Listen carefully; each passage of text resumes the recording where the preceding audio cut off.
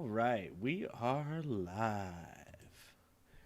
It is Monday. It's been a few days since I've been online.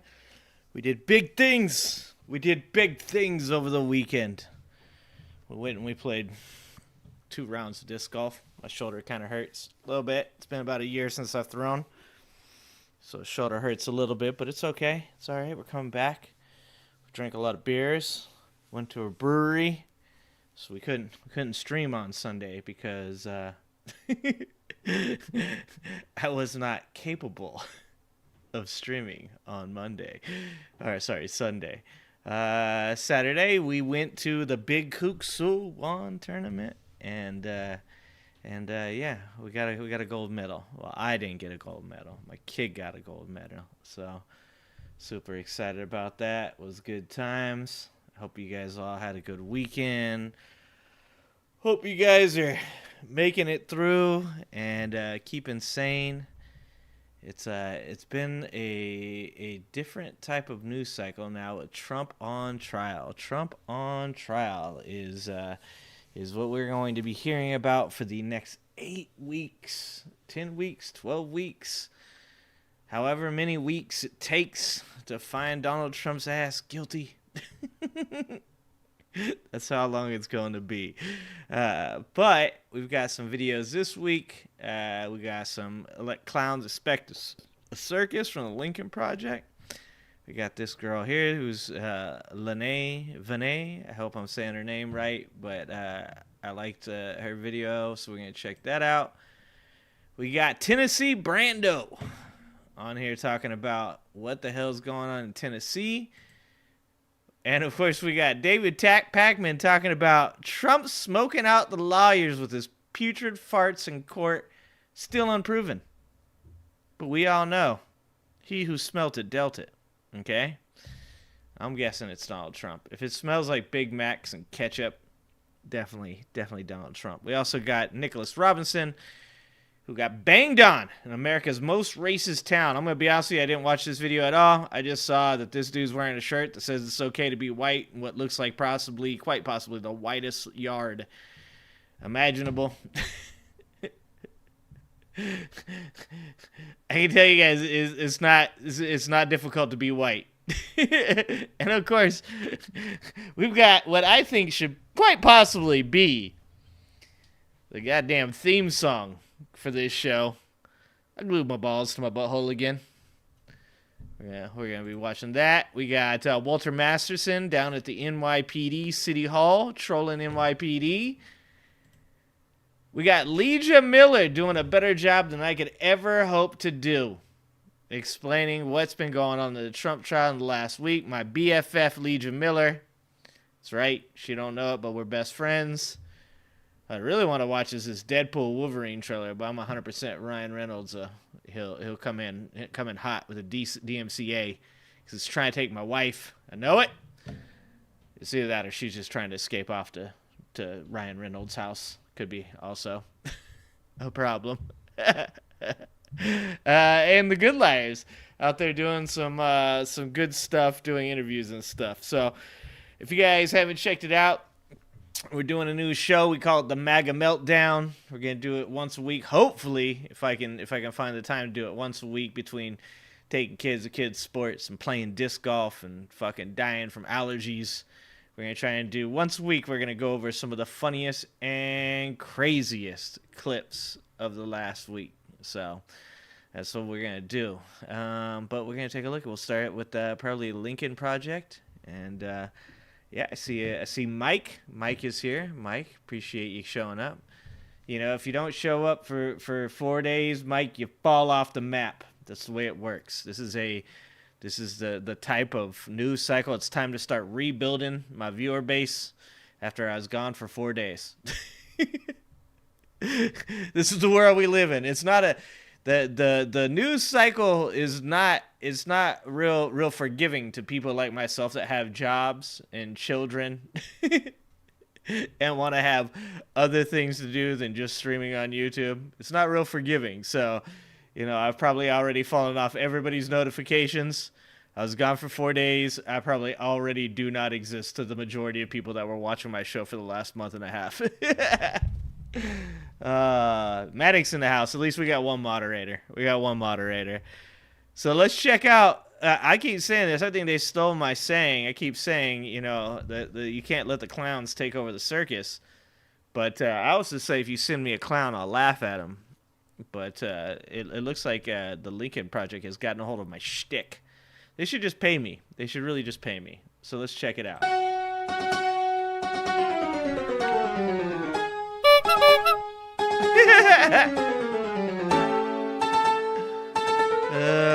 Look at these goofballs.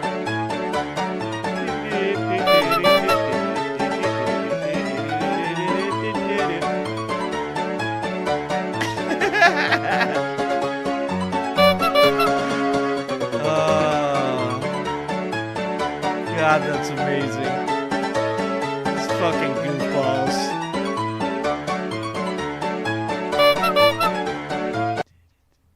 Yep.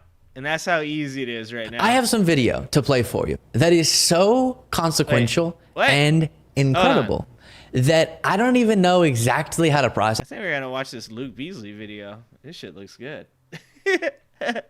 That's how easy it is now, though. Like, these guys are such clowns that all you gotta do is just put some fucking circus music to it and play the goddamn clip. And you're like, fucking comedy gold. It's pretty amazing. We're gonna actually watch this. I wanted to watch the Luke Beasley video anyway. It's that exciting. And before playing it, it's a clip of, surprisingly enough, given how I set that up, Sharon? Anna Paulina Luna, Welcome, Sharon. an extreme MAG Republican on Matt Gaetz's podcast. But trust me, the potential consequences of what's discussed here is really positive news. And the context is that, as we've been talking about a lot, Marjorie Taylor Greene is attempting to oust Mike Johnson and is calling for his resignation, and currently has a motion to vacate the chair filed, but hasn't called it to a vote. So it's just sort of sitting dormant, but at any moment she could call it. Which is just all like theater, right? Like, she's just trying to like hold it over Mike Johnson, over Lil Johnson's head, over his tiny head. But it just goes to show, like, I've been saying this for a long time, man. People like MTG, they run on the fact that the system, they claim it's broken. So they have nothing to lose. Like, they literally can just break the system. And if the system breaks because of what they're doing, then they just say, no, that's what was happening the whole time. That's why I'm here, is because I'm going to take care of you guys.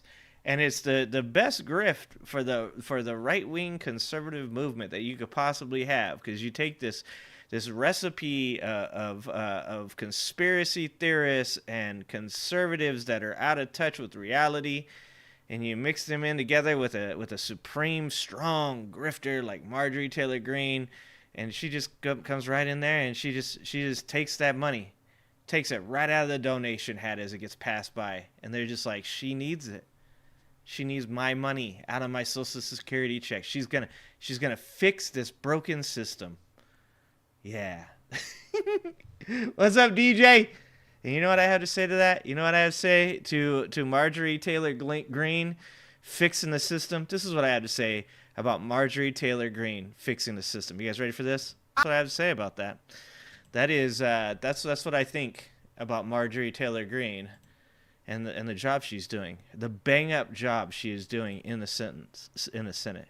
To a vote, and we've seen 2 Republican Congress people join the ranks and voice their support for Marjorie Greene's motion to vacate, Mike and Johnson? are saying we don't even want to have to stupid, right? do that. So just on your own cognizance, go ahead and resign Mike Johnson. In what world and he's does obviously Mike saying Johnson he's not going to. look It's like a looking more and more good likely dude? that they will call this How to is a this vote. happening? Eventually, they're upset with him for all the reasons we've been talking about before: funding of the government, of the DOJ, border policy, foreign aid package, a bunch of stuff. He's just not extreme enough for them. And a very stunning moment, but Anna Paulina Luna said that moderate Republicans, at least a couple, are considering doing something that could fundamentally change the next few months and rock the 2024 election in favor of Democrats. This is exciting stuff. Here it is. So Anna Anna Paulina, right? That's her name. She's goofy as fuck too. It's weird over on the right. Like you have like the super crazy extreme people. Like you got like your Lauren Boeberts and MTG, and then like one level up is the dorks, right? Like the goofy ass people. That's like Anna Paulina and like James Comer and Matt Getz, right? Like there's like different levels to the clownery in the conservative sphere right now. And it's so weird to watch.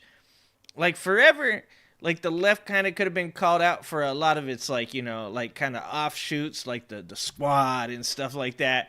And it's like the conservatives were like, hold my beer.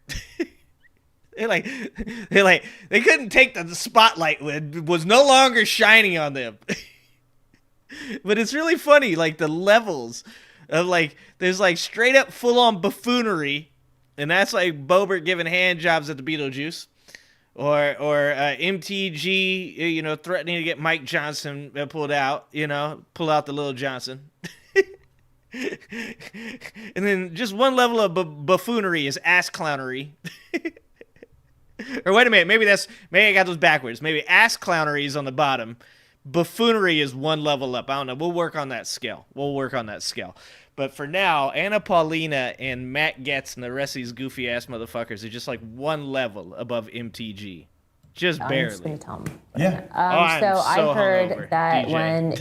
if and when the motion to vacate is introduced, that there will be immediate resignations of a couple of more moderate members of Congress. And in the event that that happens, that ultimately means it does go to a Democrat speaker. And so we're in a predicament.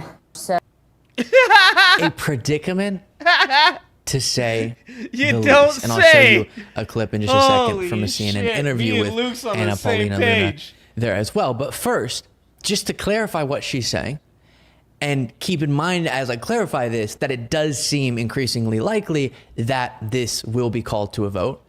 And what she just said was, it would just take it getting called to a vote. Not necessarily Mike Johnson actually being ousted, but a vote on that happening. Because this... Do you guys think that this is like MTG's like attempt to try and like kind of position herself in a way to like take over for the Freedom Caucus and the Republican Party in the House of Representatives? Because that's the only thing you can think of, right? Is that like the only reason that she would attempt to take the speakership away from Mike Johnson would be to appeal to an extreme portion of the Republican Party to say, look at this. Look, we did so bad using moderate conservatives. And dude, Mike Johnson is not exactly moderate. God damn, it's so weird to say. But that these moderate conservatives are so bad that the Democrats ended up wresting the House away from them. So what you really need is someone that looks like they're the caveman from the Geico commercial.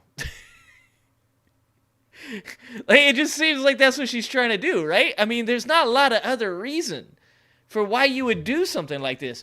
Like, the traditional conservative approach to this kind of thing would be to kind of legitimize somebody like Mike Johnson, to show like solidarity with Mike Johnson, even if they didn't 100% like everything that he was doing. Mind you, the Republican Party doesn't know what the fuck, the left hand doesn't know what the right hand is doing in the Republican Party, right? Like, half of them were like, fuck Russia, and the other half is like, fucking hell Putin. Half of them were like, Jews are trying to take down TikTok, and the other one's like, go Israel. They're very confused over on the right now. And I think that somebody like Marjorie Taylor Greene sees her chance to rise to prominence amongst the confusion. This motion to vacate is called to a vote, and that would cause, according to Anna Paulina Luna, who is a dishonest person, so she could be lying. That's an important caveat, Sharon, but it would be a strange thing to lie about. Shit. Two moderate Republicans have promised that would be what pushes them over the edge, and they would resign, which right now, the House majority is in favor of Republicans by one vote. So two Republicans... Now, and am I wrong about this, but isn't there something like 20 Republicans that have chosen to step out of the House of Representatives? I mean, they haven't so far, but they're going to, that they're retiring, I guess is what they would call it. They're quitting is what I call it. Quitters, bunch of fucking quitters. I think there's like 20. I want to say that. I could be wrong about that. Republicans resign and Democrats now have the majority, and Hakeem Jeffries would be speaker. And that is unbelievable. We've been saying every time one of these Republicans resigned or George Santos was ousted that we're getting closer and closer to what seemingly couldn't happen, right? Which is this Republican Party in the House crumbles so much that Democrats are able to get the majority. Good to see you. And it's looking like it's more likely than ever that could happen. And that is absolutely unbelievable. And just to give you a sense of how plausible this is, Ken Buck, the Republican congressman, resigned for similar reasons. Upset with the MAGA chaos, upset with this hardliner contingent that just wants attention, is just interested in stunts, not really governing and getting things done for people. And then after him, Mike Gallagher resigned. And Ken Buck said when he was resigning, there are a few others like him who are considering resigning, both because they just can't take it anymore with the disaster that their party is, and the inability to govern that their party exemplifies, and also to sort of make a point about that, right? To show we can't. This is so aggravating, and we can't operate within this. So we want to show you, even if it hurts our party, how upset this makes us. And so if Anna Paulina Luna is revealing accurate information, and Matt Gaetz was nodding along. So, like I said, that just like, is it just showmanship? Is it just theater? Is she literally just trying to be like, you guys should be as upset as I am? And obviously that's the play right now on the right, is to appeal to that emotion, the anger and the hatred and all the worked up ass people that are like, things are broken and everything's bad. Even though every time a Trump supporter comes into a chat and they're like, the economy's bad, and I talk about how it's not my fault that they can't save money, they're like, no, I'm well off. Like every time a Trump supporter comes in here and says the economy's bad, they end up self-snitching. They're like, I have 4 properties. I'm wealthy. So either they're fucking lying about how much money they got, or they're wrong about how bad the economy is, but they're so bad that like they just fuck it up on all ends.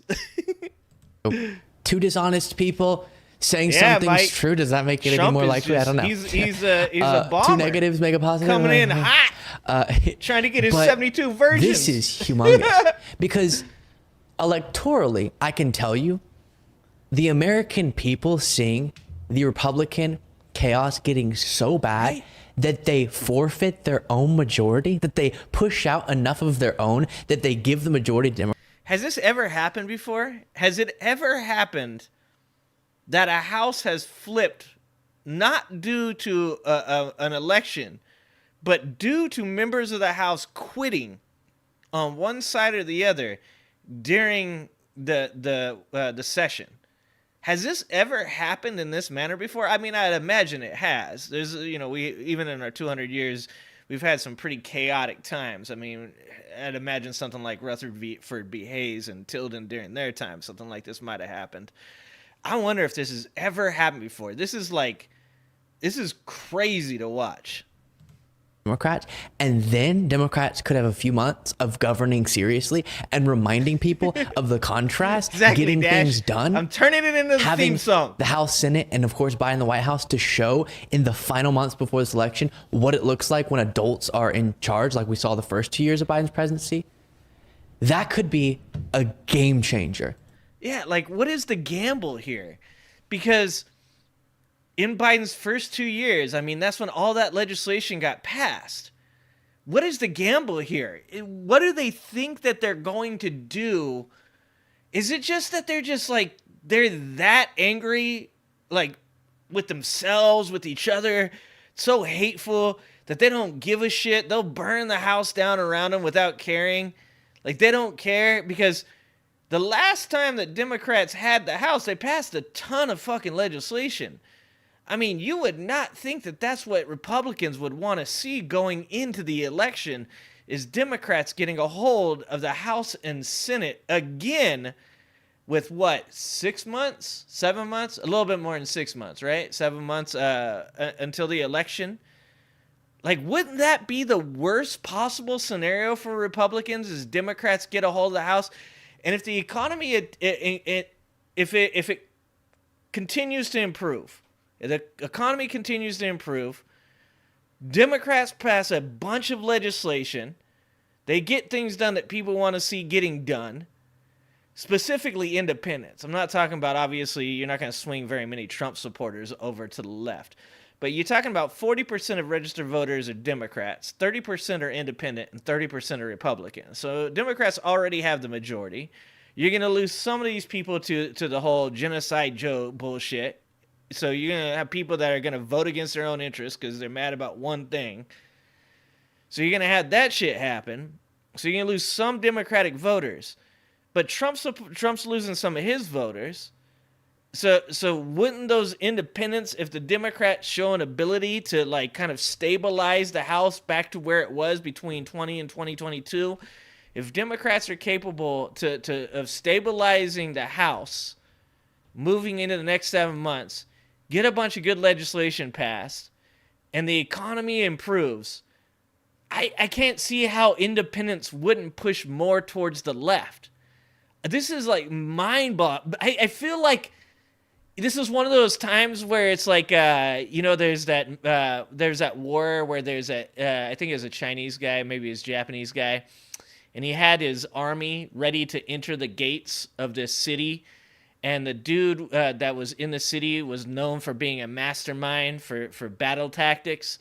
And he opened the gates and he sat up on top and he played the flute or the lute. Maybe it was a lute, not a flute. And the general did not invade the city because he was afraid that there was a trap inside. And really there's no trap. It was just one dude and his lute and then like a bunch of civilians. I feel like that shit's going on. Like, I'm like, do they have something kind of master plan? Or are they just stupid? I can't tell. I'm confounded. I like that word. I'm confounded. I don't know. And the idea that the House Republican caucus has been so consumed by Trumpism, are they cooked? Which embodies, again, this dedication to the cult of personality, to getting on Fox News, to owning the libs, but does not dedicate itself to governing and getting things done for people. And that this chaos could lead to Republicans giving Democrats the majority. That's unprecedented. That's pretty incredible. A hard Sunday. Moving to this, while we're on the subject of I'm doing good. Republican Congresswoman Anna Paulina Luna. She appeared on CNN recently and pushed falsehoods about Ukraine. That's a big part of the conversation, getting aid to Ukraine, and many MAGA Republicans are against it. Tell you is currently right now with the Ukraine, while we are sending money over there, there's no accountability. By the way, it's Ukraine. But I think even furthermore, remember, Ukraine chose to not join NATO. They also, in addition to that, had decisions that they made early on that would basically enable them to support what we're doing here in the United States as far as fighting that, and they chose not to. So again, it is not our fight to fight. We've given them a ton of aid. We've given them so much aid that we could have funded a second Marine Corps. I think that if you go to what's happening right now with the inflation that we're seeing in this country, in addition to, let's take student loans, for example, and yet we're funding a foreign government. I simply don't agree with that. Look, it was NATO and the United States and others who didn't want Ukraine to enter back when it was an issue initially. I'm going to have to respectfully push back on that because I disagree. But continue. Sorry. You know what? I appreciate that very much. If sort of a strange interaction, but she's being really. Yeah, it's a really strange. Am I wrong? It's a very strange interaction. Like, I'm glad me and Luke's on the same level. Like, it was weird for me, too. Honest. I appreciate the politeness, but she's also being very vile in the talking points. Don't forget to hit the like button. So, I know you guys to glued balls clarify, to your butthole, Ukraine but you has still wanted hit that to join like NATO. button. It's NATO.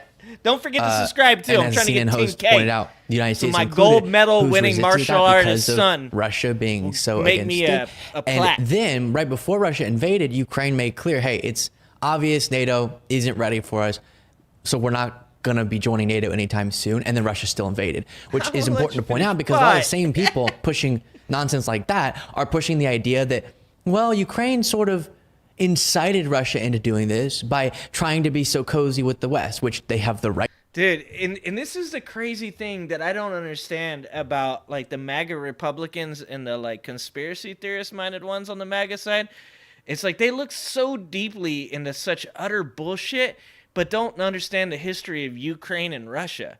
I mean, going all the way back to Lenin, when they starved the Ukrainian people to the point of cannibalism. Like, this is not some kind of new conflict. I don't understand why people seem to think that, like, this whole Ukraine-Russia thing was just like, Ukraine just got it in them, that they were just like, they felt like they were just going to talk some shit and, you know, instigate this war with Russia. This goes back a long fucking time, man. Well before, you know, what I'm talking about. But if you could just go back to Lenin's time, or maybe it's Stalin, maybe it was actually after Lenin, but they literally starved Ukrainians to the point of cannibalism. And obviously a lot of their citizens went through the gulag. There's going to be some real conflict within these societies. And I think that people are just so reductive, and they want to just like, they want to take such a complex situation. They want to be like, well, no, like Ukraine instigated this. It's like, it goes so much further back than just this. I mean, that it just doesn't make sense for a bunch of people that like to look so far into these things. And what they come out with is fucking utter rubbish. It's insane. Right to do that, so they couldn't join NATO and Russia would have no right to invade them. So regardless, it's absurd. But they'll push that idea that the United States and Ukraine, they actually forced Russia into invading because they were saying that Ukraine was going to be in NATO. When in reality, NATO wasn't yet comfortable with that. Ukraine made clear, looks like it's not happening anytime soon. Then Russia invaded. So that's a dishonest talking point, but also contradictory, right? Balls to her ball. Because she's acting like if Ukraine had joined NATO earlier, then she sorry, Dash. He's always selling Bibles. Be willing to blame the victim in this situation, which is what she's doing, right? She's saying, well, Ukraine could have joined NATO earlier, so the fact that they didn't means they deserve to be invaded and their citizens slaughtered by Russia. Yeah, Jeremy. Yeah, they are. We're trying to help them. I don't know. Which is, again, disgusting, but also contradictory. How can you both say Ukraine should have joined NATO earlier and that could have prevented this? So the fact that they didn't makes it to where, we shouldn't really care about it. And also, Ukraine talking about joining NATO is one of the things that justifies Russia wanting to invade them. Crazy logic, very incoherent. And then at the end, she says, you know, we have student loans, but then we're giving money to a foreign government. I talked about this on the bonus show. Yeah, hold on. This is what I'm saying. They like contradict themselves so much within like just like 3 or 4 sentences. They contradict themselves like 5 or 6 times. I feel like I'm taking crazy pills. Recently, how is this real life? So often you hear the very same people say, we can't help, in this case, Ukraine, defend themselves. Which, by the way, as I've talked about, even if you're just looking from the United States perspective, there are a bunch of reasons that's geopolitically in our national security interest. But they'll say we can't give money to Ukraine because we have problems at home, like student loans. Who's preventing us from doing more about student loans? The people saying that we can't do something for Ukraine because there's student loans, or homelessness, or poverty, or like every one of these things, these people vote against. They'll cite these issues that we have as a reason that we can't give money to Ukraine, and then they're the ones blocking us from also doing something on those issues. And then this is what I'm saying is like these are the weird talking points I've gotten from Trump supporters lately. Like, it's like, why aren't we taking care of the homeless? Why aren't we taking care of the veterans? Apparently, Anna Paulina cares about getting rid of student loan debt. When did you guys start caring about getting rid of student loan debt? Like, you guys don't actually want any of those things. I do. The fucking talking points. I am not sure that I understand what the fuck has happened with the right. Like, it is insanity, guys. Absolute insanity. Round it all out. Remember, it's the same people who keep advocating for tax cuts for the wealthy. Sometimes I accidentally kill the volume. I don't even know how I do that shit. Apparently we have... Okay, all right. Sorry. Where's Bucket at? Technical difficulties. Where's Bucket? Drink. You guys got to drink. Lost. All right, hold on. We just reconnected.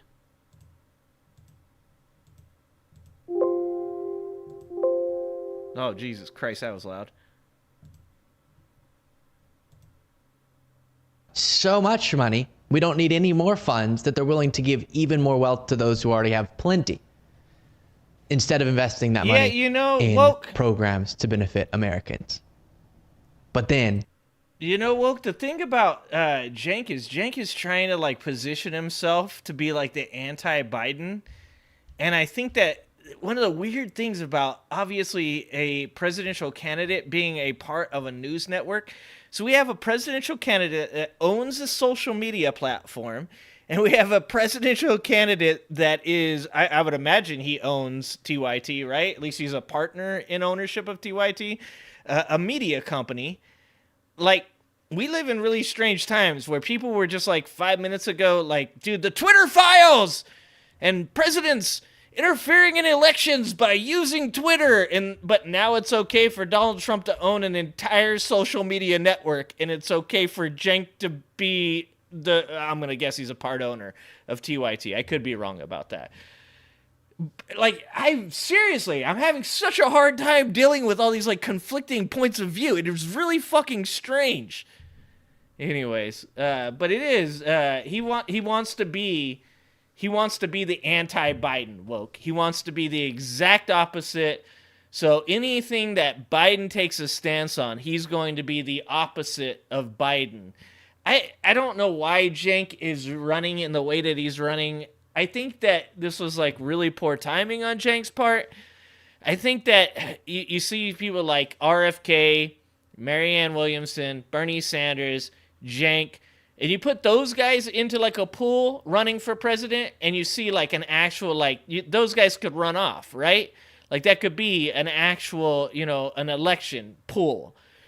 But it just doesn't seem like the right time with Biden in there, with Trump in there, with the potential of somebody like Gavin Newsom in there. I just don't understand why he's doing what he's doing either. I don't know why the right is doing what they're doing, and I don't understand why Cenk is doing what Cenk is doing either, because it just doesn't make a lot of sense to me. I don't see what he sees. How does he think he even has a chance right now?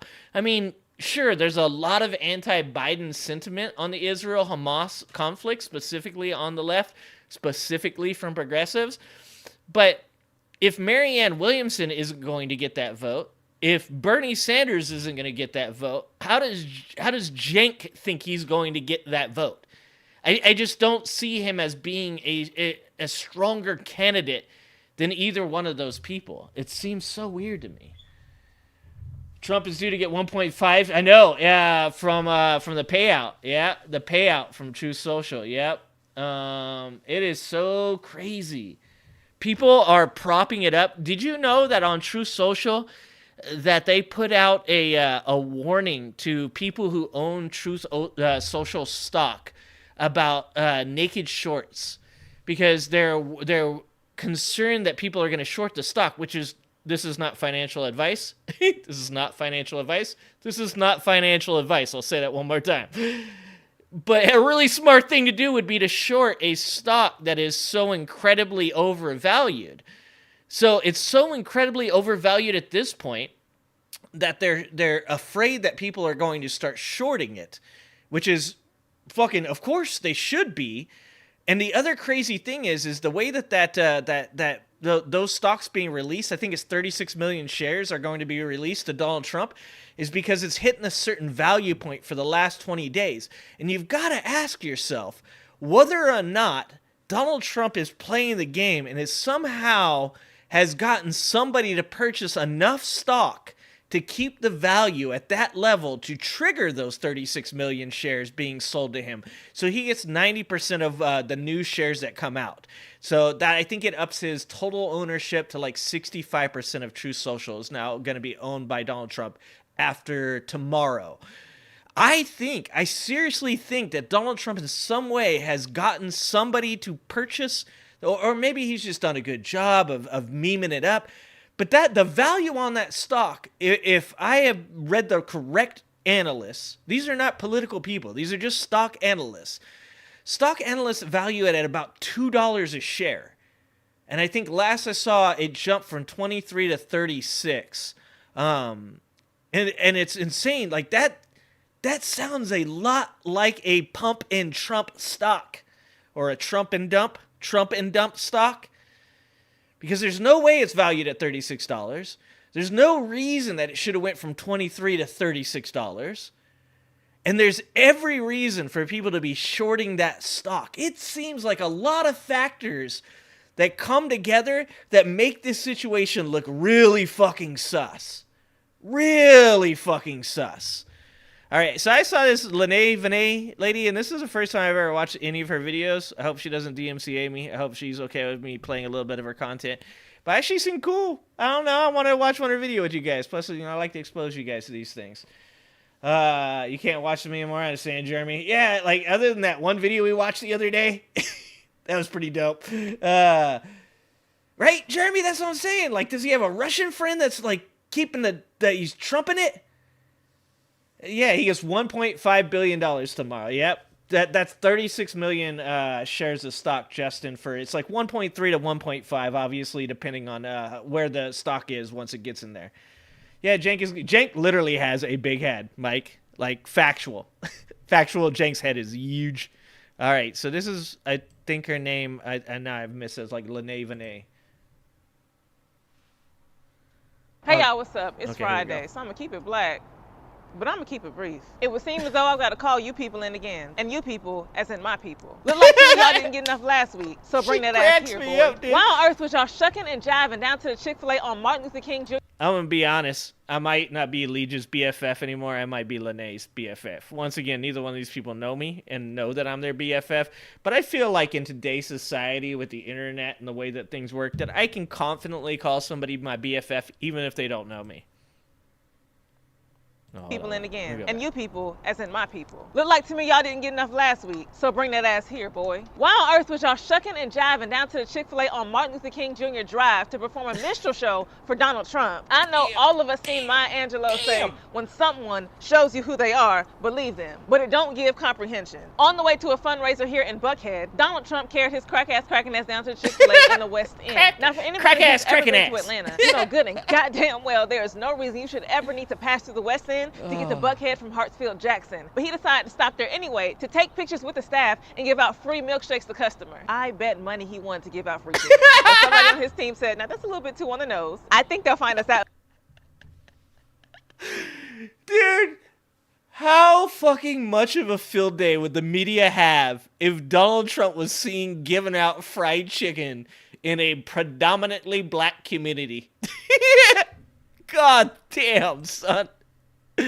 Oh, I like this girl. And give out free milkshakes to customers. I bet money he wanted to give out free chicken. But somebody on his team said, now that's a little bit too on the nose. I think they'll find us out if we give the inner city blacks free chicken. But it gets worse. This is the Chick-fil-A right behind the Atlanta University Center, home to Spelman, Morehouse, Clark Atlanta, and Morris Brown, where some of the country's brightest black minds are being molded into tomorrow's thinkers, leaders, and change agents, or so we thought. Because baby, what the hell made you think it was okay to have a Spelman hand etched into the annals of history placed across this man's chest? And this baby is young, likely impressionable, and is literally being ostracized for this action in real life, so I will not condone or participate in bullying her. Good job. But there needs to be serious consideration that sure, Spelman College is not an institution that is decidedly Democrat or Republican, especially with this new generation looking to dismantle the two-party system, which is largely made up of college students. But also considering the fact that we just celebrated 143 years of the existence of Spelman as the maker for black women's empowerment and the academic home of several black feminist icons, what we won't do is allow that heritage to be juxtaposed next to a walking antithesis of black women's liberation. And it wasn't just her.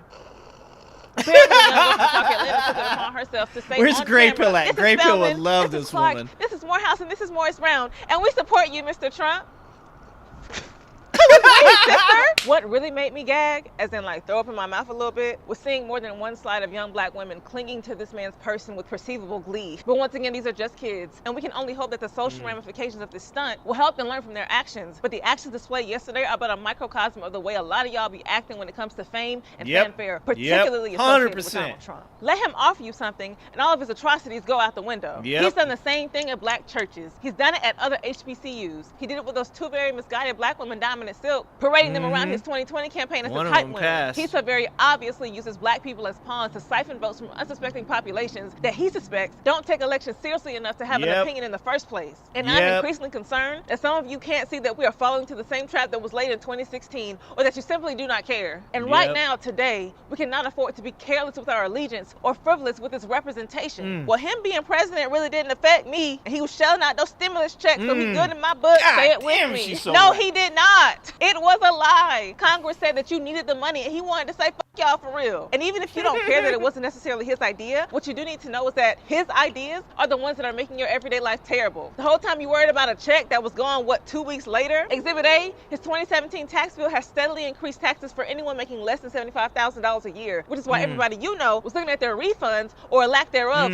crazy this year. Exhibit B, Trump appointed 3 conservative Supreme Court justices to the roster, and now y'all dodged the law trying to get an abortion. Women lost their reproductive rights with the overturn of Roe v. Wade. Minorities lost a supposed fair shot at higher education when they took affirmative action. Businesses have been given the right to discriminate against people on the basis of their gender and sexuality. The Voting Rights Act has been weakened, and any attempt at canceling student loan debt has been blocked at every turn. Up until recently, I guess Joe did that one thing. But they've already told you they're going for our civil rights next. And Trump has already told you if elected, he'll do everything he can to make sure it's the last election we've ever had. But you thought it was cute to give the backwater racists that live down the street from you even more rhetorical ammunition to support his delusions of grandeur to rid us of a free election. Public opinion can sway elections, everybody. That's quite literally how it works. That's why celebrity endorsements are so important. Yes, there are people that are always going to vote for him. And while the inverse is true as well, stunts like this not only rally his base, but can also sway undecided voters. But you know what else it does? Perhaps the most important consequence is not only having people vote for somebody who should literally be in jail, much less allowed to run, but it also influences people who know nothing about local candidates and will either make their whole ballot Republican in November or Christmas tree it. Tennessee Senate just passed a bill allowing public school faculty and staff to carry concealed handguns instead of just getting rid of the automatic weapons. The Arizona Supreme Court just reinstated an abortion ban from 1864. This social media shit has real life consequences. We're in a time where at least 50% of adults in the United States get at least some of their news from social media. And doing something that may seem as frivolous as grabbing a photo op with Donald Trump is empowering the people across our states who have the actual factual plans and means to take away our rights and freedoms. So for those of you who feel like you don't actually have a dog in this fight and will do anything for a TV moment, I need you to think twice, 3, hell, maybe even 4 times about what you do in the public eye. Because as unserious as a place social media can be, it's time for all of us to be for real. Oh my God. She's my new favorite. What's up? It's Friday, so I'm gonna keep it blue. Oh, she is so my favorite. Her name is Lene Vinay. Here, we're gonna put this in the chat because you guys should be 100% following this woman. Oh my God. You guys should just stop watching me and just watch this lady. I don't know why you guys are over here. Why you guys are here. Fuck, man. Oh, this is like following up like George Carlin. Now I'm talking. Fuck, I don't even have a chance. Man, I'm telling you, she is badass. 24.3K. We're gonna give another sub over here on this one. Give her all the subs, guys. This young woman right here is why I have so much hope for the future. This young woman, Lene Vinay, I'm going to say your name like that, and I'm probably fucking it up because I got a trailer park education. Lene and Adam Mockler and Luke Beasley, when I watch young people like this shit gives me so much hope, so much optimism for the future of America and the world, because these are the type of people that ain't going to just be American leaders. They're going to be world leaders. They're going to be people that have an impact across the globe. I 100% support 96% of everything that she said. I always think somebody says something wrong at some point, but those were a lot of facts. Those were a lot of goddamn facts right there. Somebody said, I think it was Mike. I think Mike said something about Tennessee Brando. And I saw this video. MAGA thugs arrest mom. What could that even be about? Some of these headlines nowadays, like, I don't even understand. Like, MAGA thugs arrest mom. You know what? when I hear something like MAGA thugs arrested somebody's mom, this is what I think about right here. That's the only thing that could possibly make this okay. The only thing that could make this reality is, once again, they have glued their balls to their butthole. They're blocked up. They're blocked up. They are angry. They're hateful. They are filled with vitriol and also poop because their balls are blocking up their butthole. These are just facts, guys. These are just facts.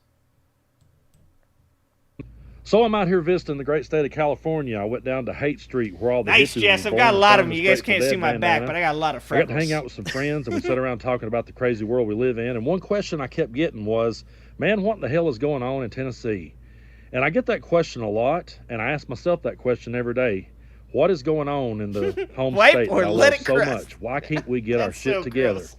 And while I'm here, I learned that a mother who lost her child at the Covenant school shooting, Allison Polidor, was arrested in the gallery because she refused to leave. This all started, though, when an altercation broke out between Justin Jones and Lamberth. Oh. And Justin Jones, as always, was standing his ground and not backing down. And that doesn't go over too well with the good old boy system that we got. And Justin Jones, if you guys don't remember, it was Justin Jones, Gloria Johnson, and Justin Pearson. Those were the Tennessee Three. Those were the two young black men that were removed from Tennessee's House and then almost immediately got reinstated by the people. So, yeah. In Tennessee, so take a look at this clip.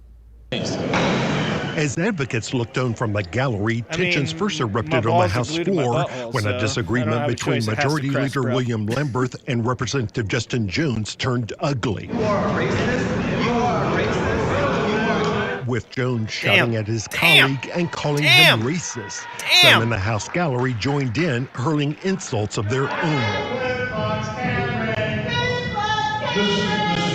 I will not apologize for what I'm about to say, but that name is very fitting for Cameron Sexton, and I don't feel one bit sorry for him. Couldn't have happened to a nicer guy. But I know what a lot of the critics are going to say when they see Justin Jones calling Lamberth a racist. They're going to say, oh, man, every time we disagree with them, they call us a racist. No, that's not why they're calling you a racist. They're not calling you a racist because they disagree with you. They're calling you a racist because you're saying racist things, and you're a racist. That's why it's getting said. And it's so mind-boggling to me how empowered now that the good old boys in Tennessee are to just rear back and let it all fly. It's like you're watching a really... Dude, and Trump made that shit possible. Like, I was one of those people. I was one of those people that said, no, like, people are better than this. People have, we've moved so much forward. Like, no, people don't want to go back like that. Like, these people have jobs. They have positions that they want to keep, and they know they'll lose those positions because people won't vote for them if they say crazy shit like they say. And I was wrong, 100%. People just got emboldened by Donald Trump's behavior. People were like, look at this dude stand up there saying the most insulting shit, and no one holds him accountable. In fact, a lot of people were like, hell yeah, brother. I love hearing that. Good people on both sides, brother. Like, I was wrong. Like, I literally have a guy who sits in the office with me. He always tells me, like, no, like, I'm telling you, this shit's going to happen. It's really bad. And I'm the guy that's sitting over there going, nah, man, I think you're overreacting. You gotta stay calm. You gotta stay positive. You gotta stay optimistic. Like, it's not that bad. And I am going to say I'm about 0 for 12 at this point. At this point, that man should just be the manager of the business. I don't even know why they made me the manager. He's more right than I ever am. Oh, fuck. Don't buy that Bible, guys. Movie where, I used to watch movies growing up, and I would say to myself, I don't see Southerners like that around me. Like, I don't see people acting that over-the-top racist where I live. That's ridiculous. And now I'm seeing it in my state legislature. That's what I'm saying. Openly on the floor. They don't even hold back at all. I didn't believe that shit was real. There's no filter anymore because they're completely empowered by Donald Trump.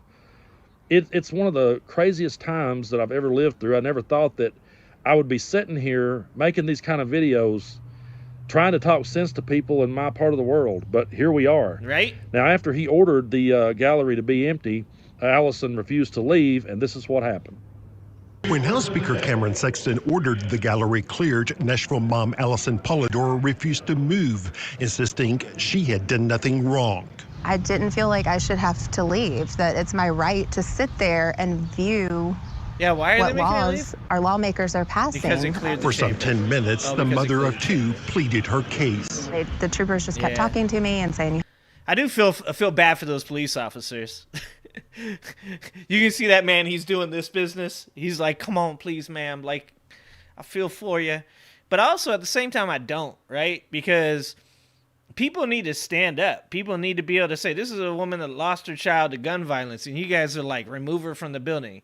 Like, you guys are always talking about like how on the right, people are like how they have the right to be heard, and how their articles don't get peer reviewed and everything's suppressed and they don't get any funding. Blah, blah, blah. All these people are doing these things to them to keep them from having a voice. You got Donald fucking Trump standing up there talking about how he's gagged. How he's gagged while he's like going around the country talking on a fucking microphone to anybody and everybody that fucking listen to him. And then you got this woman who lost her child to gun violence. You know who's actually getting gagged? She's getting gagged. She's the one that's getting removed from the fucking building. She's the one who's trying to sit in there and talk about some shit that actually happened to her, that matters to her, that matters to everybody, should matter to you, specifically if you're a parent. Even if you don't agree with her opinions on what should be done about the situation, you should have empathy for her situation.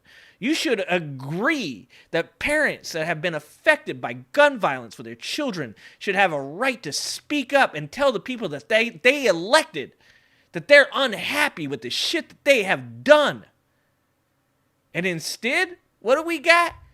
We got two police officers that are standing there going, please, ma'am, leave. I feel so fucking bad, but you have to because that's the law. That's crazy town. You're up there defending a fucking orange monkey that's like fucking talking about how he's been gagged. I'm being gagged. I'm being gagged. I'm oppressed. Two-tier justice system. Meanwhile, you're shitting on a woman that lost her kid to gun violence. How do you guys make that okay? How do you see that shit in your head and say, that's the truth? Like, I'm on the right side. You can't make it right for me. A rich white politician with billions of dollars in a fake-ass company is gagged, oppressed, and a victim of a two-tier justice system. Meanwhile, this woman doesn't get to have a voice, and she lost her child to gun violence. Y'all don't participate in reality. You have to leave, you have to leave. You know what's going to happen if you don't leave. And I said, no, I don't know what's going to happen. And they said, we'll have to arrest you. And I'm like, what are you arresting me for? I'm just sitting here quietly. Tell me why. That's when two troopers took her by the arms Trump and forcibly removed I'm a her. moron. Even as she was escorted from the House gallery, troopers were not ready to release her. She was placed on an elevator and escorted to a conference room on the ground floor of the Capitol. Sorry, I didn't mean that. There, other activists, along with Representatives Justin Jones and Justin Pearson, pleaded for her to be released. And they said, you know, we're going to arrest you. We're going to take you to the jail. And I called a lawyer and said, hey, you know, what can I do? And she said, this is not arrest worthy. This is a citation. And the trooper said, well, you know, we'll look at the law and see what we can do. So we've had a lot of debates about what. And you see what Trump supporters do? When you say some shit like, hey, here's this guy who's a fucking buffoon that talks about how he's being oppressed in a two-tier justice system, and you point out that here's a woman that actually does deserve the right to speak. That's one of us, one of the real people, somebody that actually does represent you. What did Trump supporters do? Trump 2024, because I'm a moron. Like, you guys literally fucking you're not real people. You're a bunch of fucking bots. Even if you're real people, you're still a bunch of fucking bots. Like, there is no difference between Trump supporters and bots. Every time that I say anything, just show me anything that Donald Trump has done well, you guys can't answer that shit. I know Trump's policies better than you do. I can speak to Trump's policies better than you do. Because you're just a bunch of fucking bots. Pre-programmed ass answers. You're like the fucking Simon Says. Push the red button, push the yellow button, push the blue button. Push it in order. And don't forget to vote for Trump and buy his fucking Bible. A bunch of goddamn bots. Cheap ass What is a protest versus an insurrection? We've had a lot of debates about what's a protest versus a riot. Ain't but no the one difference. thing I want people to try to wrap their minds around here, Allison was protesting the death of her child that she lost at school. Okay? She didn't buy into a bunch of conspiracy theories and misinformation that got spread by a failed president who just couldn't stand to lose an election and couldn't go home. That's not what happened here. That's what I'm saying. Like, they can't even defend that. They can't even, this is how much of a cult that they exist in. They can't even come out and say, hey, you know what? I support that woman doing what she did because what happened to her was fucking horrific. They can't even, they have no empathy. You can't even come out and say like, hey, I still support the dude I support for this reason, and this reason, but I also support her because I have empathy for her as a parent. Trump supporters are so fucking lost, so brainwashed, so culty that they can't even come out and say, you know what? I actually feel for that lady. I understand where she's coming from. I have empathy for her situation. These are the reasons that I actually think that Trump would be better for her situation. They can't do that. No, instead they just come out and go, fuck her. Yeah, she deserves to get fucking arrested. Zero empathy. They're just brainwashed cult members. Like, you can't even say, I have empathy for that person, but this is why I'm voting for my guy. Because you're too fucking dumb. And you lack empathy. And you're bad people. She lost her child in the most horrific way possible. And she had every right to be there to hear what was going on. All right? You hear the right wing constantly talk about pro-life, and then they sit back and do nothing when it comes to gun violence. They do absolutely nothing except praise the guns even farther and want to arm teachers. They're not pro-life at all. If they were pro-life, they would be standing there with Allison. Instead, those kind of people are over here calling the January 6th insurrectionists patriots. No, Allison is the true patriot here. That's what I'm saying, and you should be able to agree with that. Whether you're on the right or the left, you should have empathy for a parent that lost their child. How is that even a question? How is it a question, whether you're on the left or right, that you should have empathy for a parent that lost a child? Like, say that again. Say it over and over and over and over and over again until you fucking get it through your head. How is it a question that a parent that lost a child due to gun violence deserves empathy?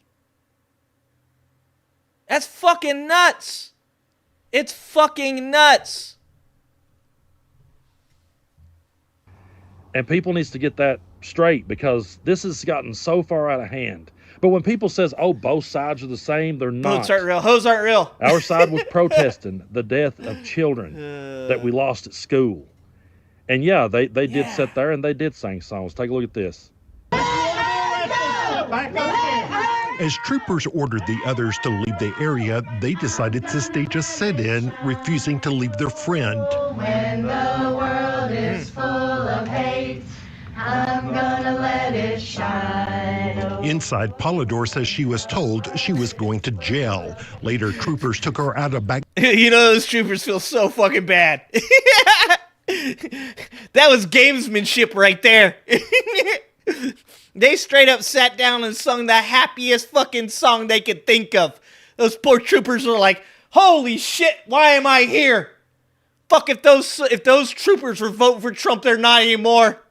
They're like, this motherfucker did this to me.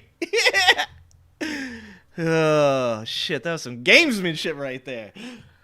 Yeah, look how they treated the Uvalde parents. Exactly. So then they put handcuffs on me, and they put me in the back of the Tennessee Highway Patrol car. So you were in handcuffs? I was in handcuffs. They cuffed me in the front. Troopers drove her away in the back of a THP vehicle, taking her to another office where they eventually issued her. And you see that? Who's there? Justin Jones is there. Justin Pearson's there. These young men who have stood up from the fucking beginning and received consequences for doing the right thing are the people that are maligned by Trump supporters. People standing up and doing the right thing and saying that children dying in schools is bad. They're the ones that face consequences? But it's a two-tier justice system for the fucking mango moose snuggle, for the orange messiah, for the Mandarin prince. It's a two-tier justice system for him to be held accountable. But you think that people like Justin Pearson and Justin Jones, people that stand up for a woman who lost her child in a shooting, they're the bad people? They're the ones that should be held responsible? They're the ones that should be facing consequences? That's fucking insanity. It's crazy. Her a citation and released her from custody. What's your takeaway from this experience? We're dealing with a really unjust system, and that everybody needs to be paying attention. Exactly. What she said right there at the end is something we need to echo every day in Tennessee. We have an unjust system, and everyone needs to be paying attention. And everyone that's out there reading these bullshit conspiracy theories needs to take one hand, put it on this ear, put the other hand on this ear, pull your head out of your ass, and quit buying into every bullshit conspiracy theory you see, and start focusing on what's really happening in your state, what your corrupt system is doing. You can't stand back and call yourself pro-life and then be quiet while Allison gets arrested. You can't sit there and tell me you care about children and then stay quiet while Allison gets arrested. You don't get to call domestic terrorists patriots and hostages and then turn a blind eye when Allison gets arrested. Yep. We do have a corrupt system in Tennessee. That's what I'm saying. Every time How I make a hypocritical video, is that because shit? it's true. We have good people here who are sick and tired of it. We have good people here who don't buy into this good old boy system and who wants to see it done away with. We have to vote them out. Folks, it's one thing to get caught up in the presidential elections, okay? I get it. You know, that's the front man of the band. That's the lead singer, and I know that everybody always looks in that direction. But you have to pay attention to what's going on in your states. You have to pay attention to every election because every election matters. I know Jesus is gay. He watches dudes jerk off. You can't just... Why is he you have to. Your president has to have people to work with. If he doesn't, that's why we're not getting anywhere. We have to start making change. And we have to keep speaking truth to power. We have to keep hoping for audacity. And we have to keep standing up for our children. And we have to keep standing up to this good old boy system, no matter how unpopular it may make us. But Christy, I'm not here to win a popularity contest in my home state. I don't care. Call me the villain all day long. It's fine with me. I have no problem with people getting pissed. If you never want to watch my channel again, never want to listen to me sing a song, I don't care. You don't ever want to have a beer with me? That's cool, because I don't want to have a beer with you either. Dude, I don't want to sit down and have a beer with somebody who will sit back and keep their mouth shut while a mother who lost her child got arrested, but will then sit and tell me, well, wait a minute, man, did you see that other camera angle on January 6th? Fuck you. Yeah. No, I'm not going for that. That's my man. I'm never going to buy that. And no one should. Allison is right. We have a corrupt system, and everyone has to pay attention. It's true, and it's okay. Hold on, I got to ask you a question, Rev King, because I see you in the chat and you're talking. You think that Jesus watching people jerk off is gay? Because I think it is. I don't have any problem with it. You should. Oh, look, EMT wants to talk. So look, EMT, for reals though, right? Like, I guarantee you think that if one dude watches another dude jerk off, that it's gay, right? Like, I mean, that just makes sense, right? Like, one dude watching another dude jerk off is gay. And if Jesus watches me while I jerk off, that means that one dude is watching another dude jerk off. Now, that would be gay enough, but then when you think about the fact that Jesus watches every dude jerk off, that's really, really gay. That's like the gayest. Like, I mean, Jesus Christ. I mean, like, just watching one dude jerk off would be, like, kind of gay. And, you know, I don't care. If you want to watch, like, every dude in the world jerk off at the same time while you glue your balls to your butthole, That's your thing. I'm on the left. I don't really care what you do during your downtime. I'm just saying we've got to admit to facts, right, guys? I mean, the facts are, if you're a dude and you're watching millions or potentially billions of dudes jerk off all at the same time, and you watched it all the way to climax, and maybe even after, like while they're going to get some food and shit, that's pretty gay. I'm just saying. There's nothing. I'm not trying to be a dick. I'm pointing out facts, okay? How does Jesus always know about people jerking off? You assume he stands there and watches instead of turning his face in hurt and disgust. Yeah, but he watched the start. I mean, okay, so help me out, EMT. Is it not gay if he just watched the start?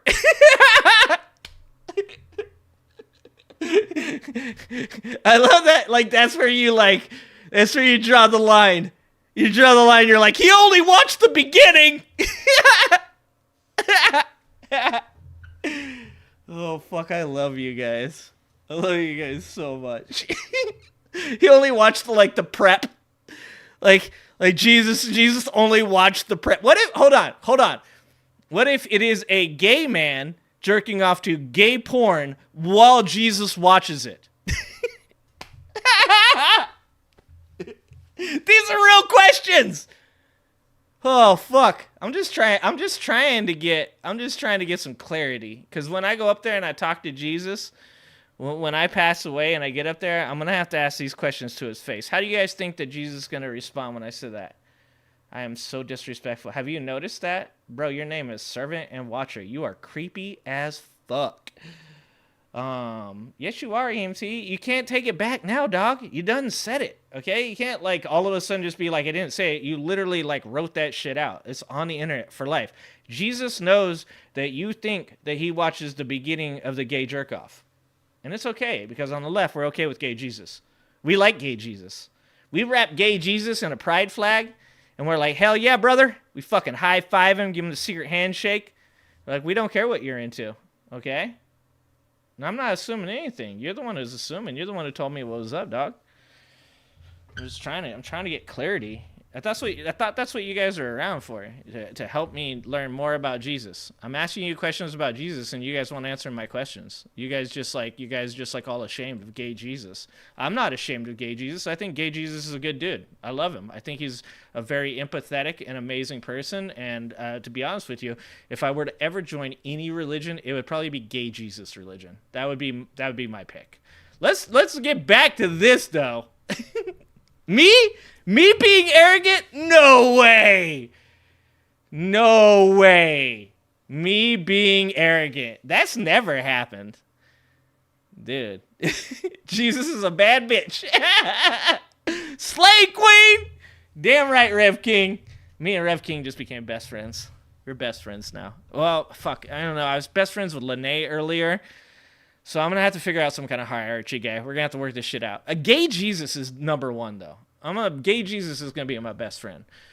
If gay Jesus could help the Eagles win another Super Bowl, though, if gay Jesus helps the Eagles win one more Super Bowl, because it is the city of brotherly love, okay, then fucking, you guys know, me and gay Jesus, we going to make out. It's going to happen. Donald Trump is actually farting. I'm arrogant enough to think that Jesus would make out with me. It's putrid. You going to pray for me, dog? Thoughts and prayers? Hell yeah, brother. Are repulsed by the scent and the smell. Next year on Christmas, we'll be making out with gay Jesus. There is a viral video and increasingly viral reports that Donald Trump is smoking out his lawyers with old as egg-headed ass old man. Someone just got their balls glued to their butthole. And I am here to tell you, this remains. This is where you want to be when Jesus comes back. Titillating and salacious. It could explain a bunch of different things that are going on. It might be the real gag order in court, for lack of a better term. But John, as far as I can tell, we can definitely talk about where people should be sit. This would be amazing. This should be amazing. Ben Meiselas from Midas Touch. Now, bro, for a guy named Get Wrecked, you're not doing a very good job. I met Brett Meiselas when I was in D.C. meeting with the vice president. I don't know anything about his sources. This story. I got a mirror on my balls gigaviral. I'm going to play for you the origins of the story, and remember that this is it, and it's the sources that dude, go change your fucking name. You can't be named Get Wrecked and have that kind of weak shit, bro. Come on. Maggie Haberman reports Come on. Trump You can do better than that. That's all you got. Your name is Get Wrecked. And you know what I'm there we go. That one's better. There we go. You know, and I'm hearing from credible sources who know what's going on in the courtroom. And there you're getting better. There we go. Come on, keep it coming, bro. Take it for what it's worth, but that you're getting better. Donald Trump is actually farting in the courtroom. Velociraptor. It's a putrid odor in the courtroom, and that Trump's lawyers are like repulsed by the smell. And I'm not just saying that to be like, funny. I'm actually, you know, we have good sources there. Yeah. That one's old. From you can't use that one. Credible Get people I've known that one since I was like he's fucking kind of falling like 7. asleep. Come on, dog. He is actually your mom jokes don't have the same power they did when I was like 10. And that his lawyers now it's just like whatever. are really struggling with the smell. I love that line that the lawyers. This is really becoming a challenge for the lawyers in the courtroom. I think you'll actually start to hear more of that. But again, from real credible sources. Now, take it for what it's worth. They may be going off the record. I mean, it's like that moment when you're in the office by yourself, and you feel safe, and you're like, I'm just gonna let one go, because you know what? I ate Taco Bell for lunch. My stomach, I got the bubble guts, I got the BGs, and then you just like let that one go, and you're like, holy shit, that was bad. And then that's about that time somebody walks in the door. Someone opens the door and they're like, hey, I had a question for you. And you're like, oh my God, not fucking now. Nope. Hey, let's go look at something inside. But you can't. Like Donald Trump's fat ass, all them Big Macs, steaks with ketchup, all of that, it just blah. And you just gotta sit there and you just gotta smell the flatulence of the Mandarin Messiah. I wonder if it smells like orange. You guys think it smells like citrus?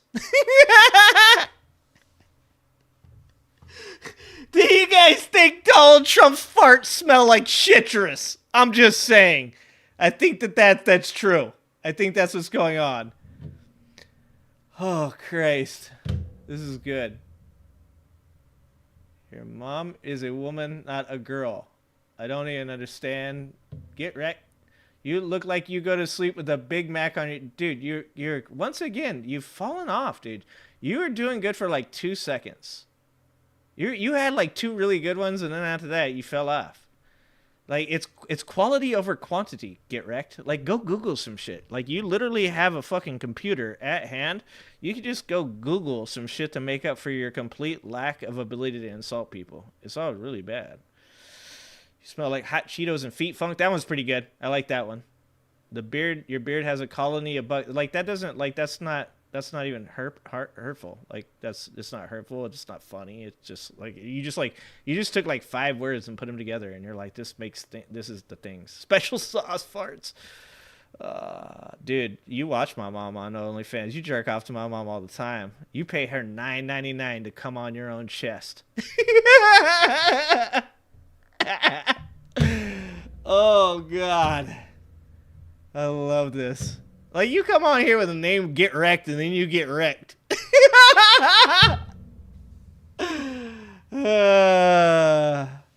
That's way more than 5 words. That's 1, 2, 3, 4, 5, 6, 7, 8, 9, 10 words. Fuck, dog, you got 2 hands. You went back to your mom jokes. I told you that's 1994, bro. You got to be at least 57. Nothing like being 57 years old on YouTube trying to troll chat. Oh fuck! It's amazing. Background and telling me that because of that's almost good. Almost good that time. They think good that job. we want to hear that, so you could judge it how you want to judge it. Yeah. But real credible yeah, people. 57 or 7. Who are there? Exactly, Rev. Saying that it's putrid. He got his feelings hurt. Putrid in the courtroom. Okay, so importantly, if you try to back this all up and figure out the sources, What you get to is just Ben mentioning he has sources, and if you look he at has sources. Snopes fact-checked it. Evidence at this time, certainly not from any source that can be named, and they say that this is unproven. Now, of course, it's totally plausible. Hold on. That is forever on the internet now. That shit should be a Jeopardy question. This president was fact-checked by Snopes over whether or not he had passed gas in the courtroom during a criminal trial for the first former president of all time. I don't know. We'll work on the wording. We'll get wrecked on it, okay? We'll work on that shit. Holy shit.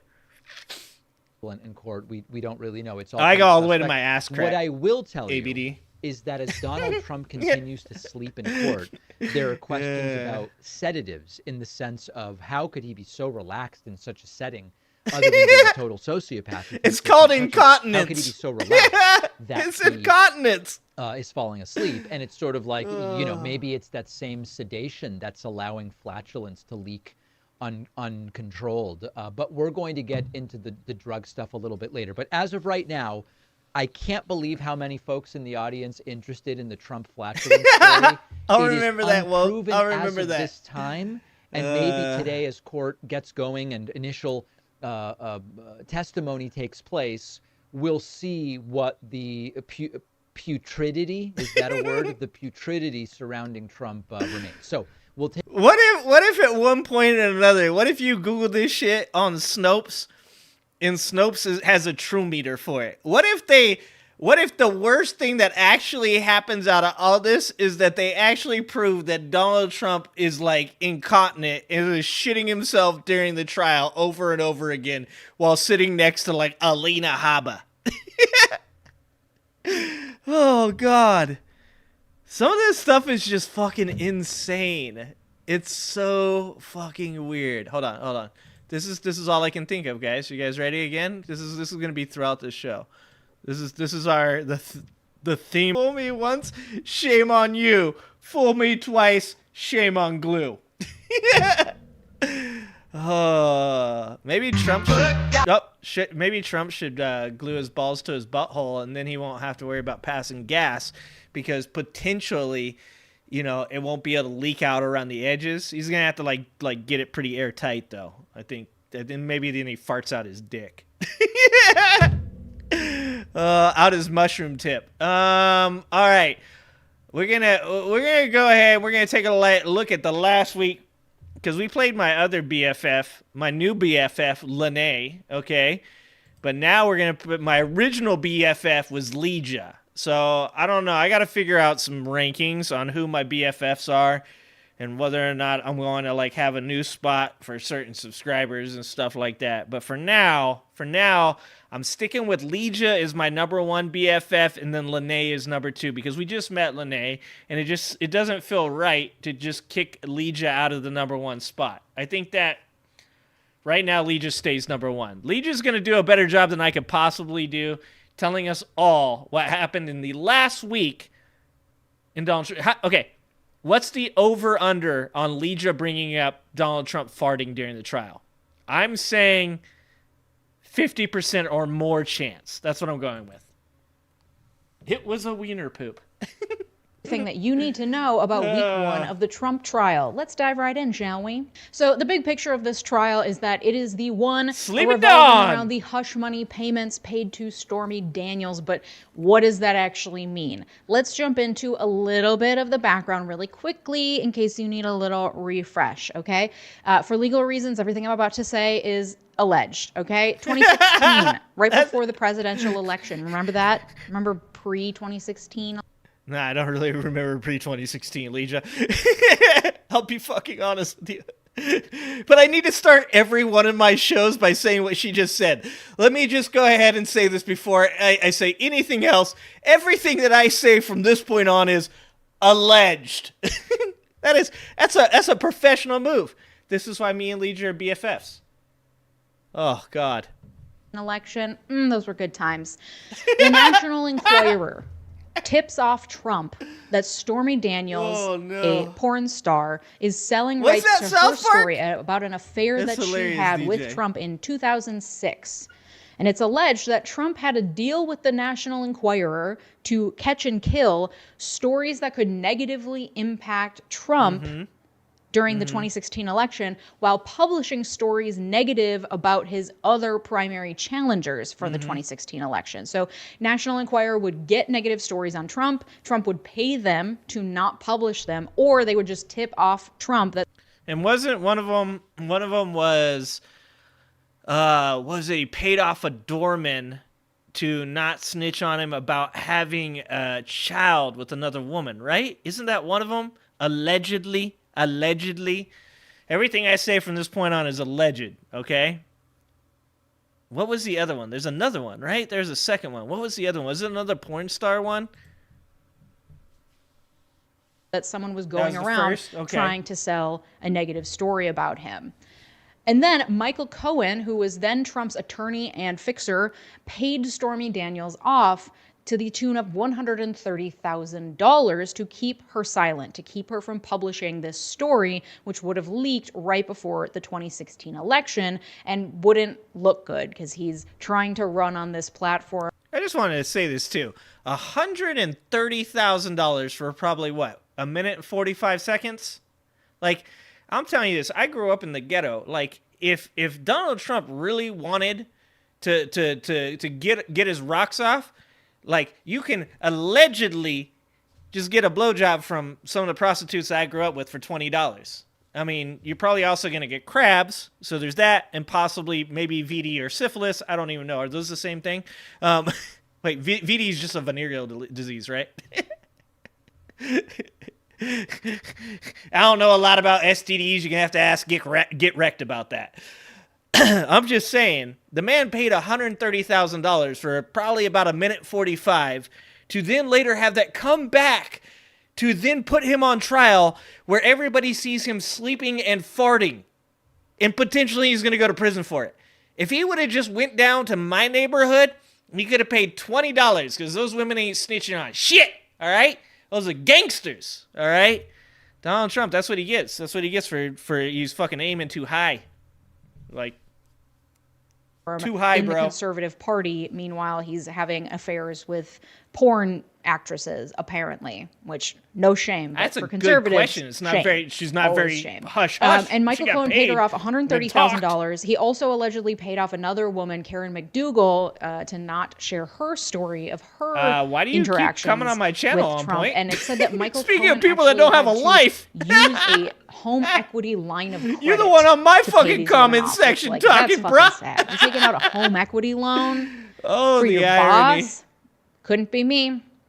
Then in 2017, Trump reimburses Cohen for these payments that he made, and it's divided up into 12 monthly installments and listed in the Trump Organization 12 business monthly records installments? as legal I thought this dude was fees, rich. which is not what they were.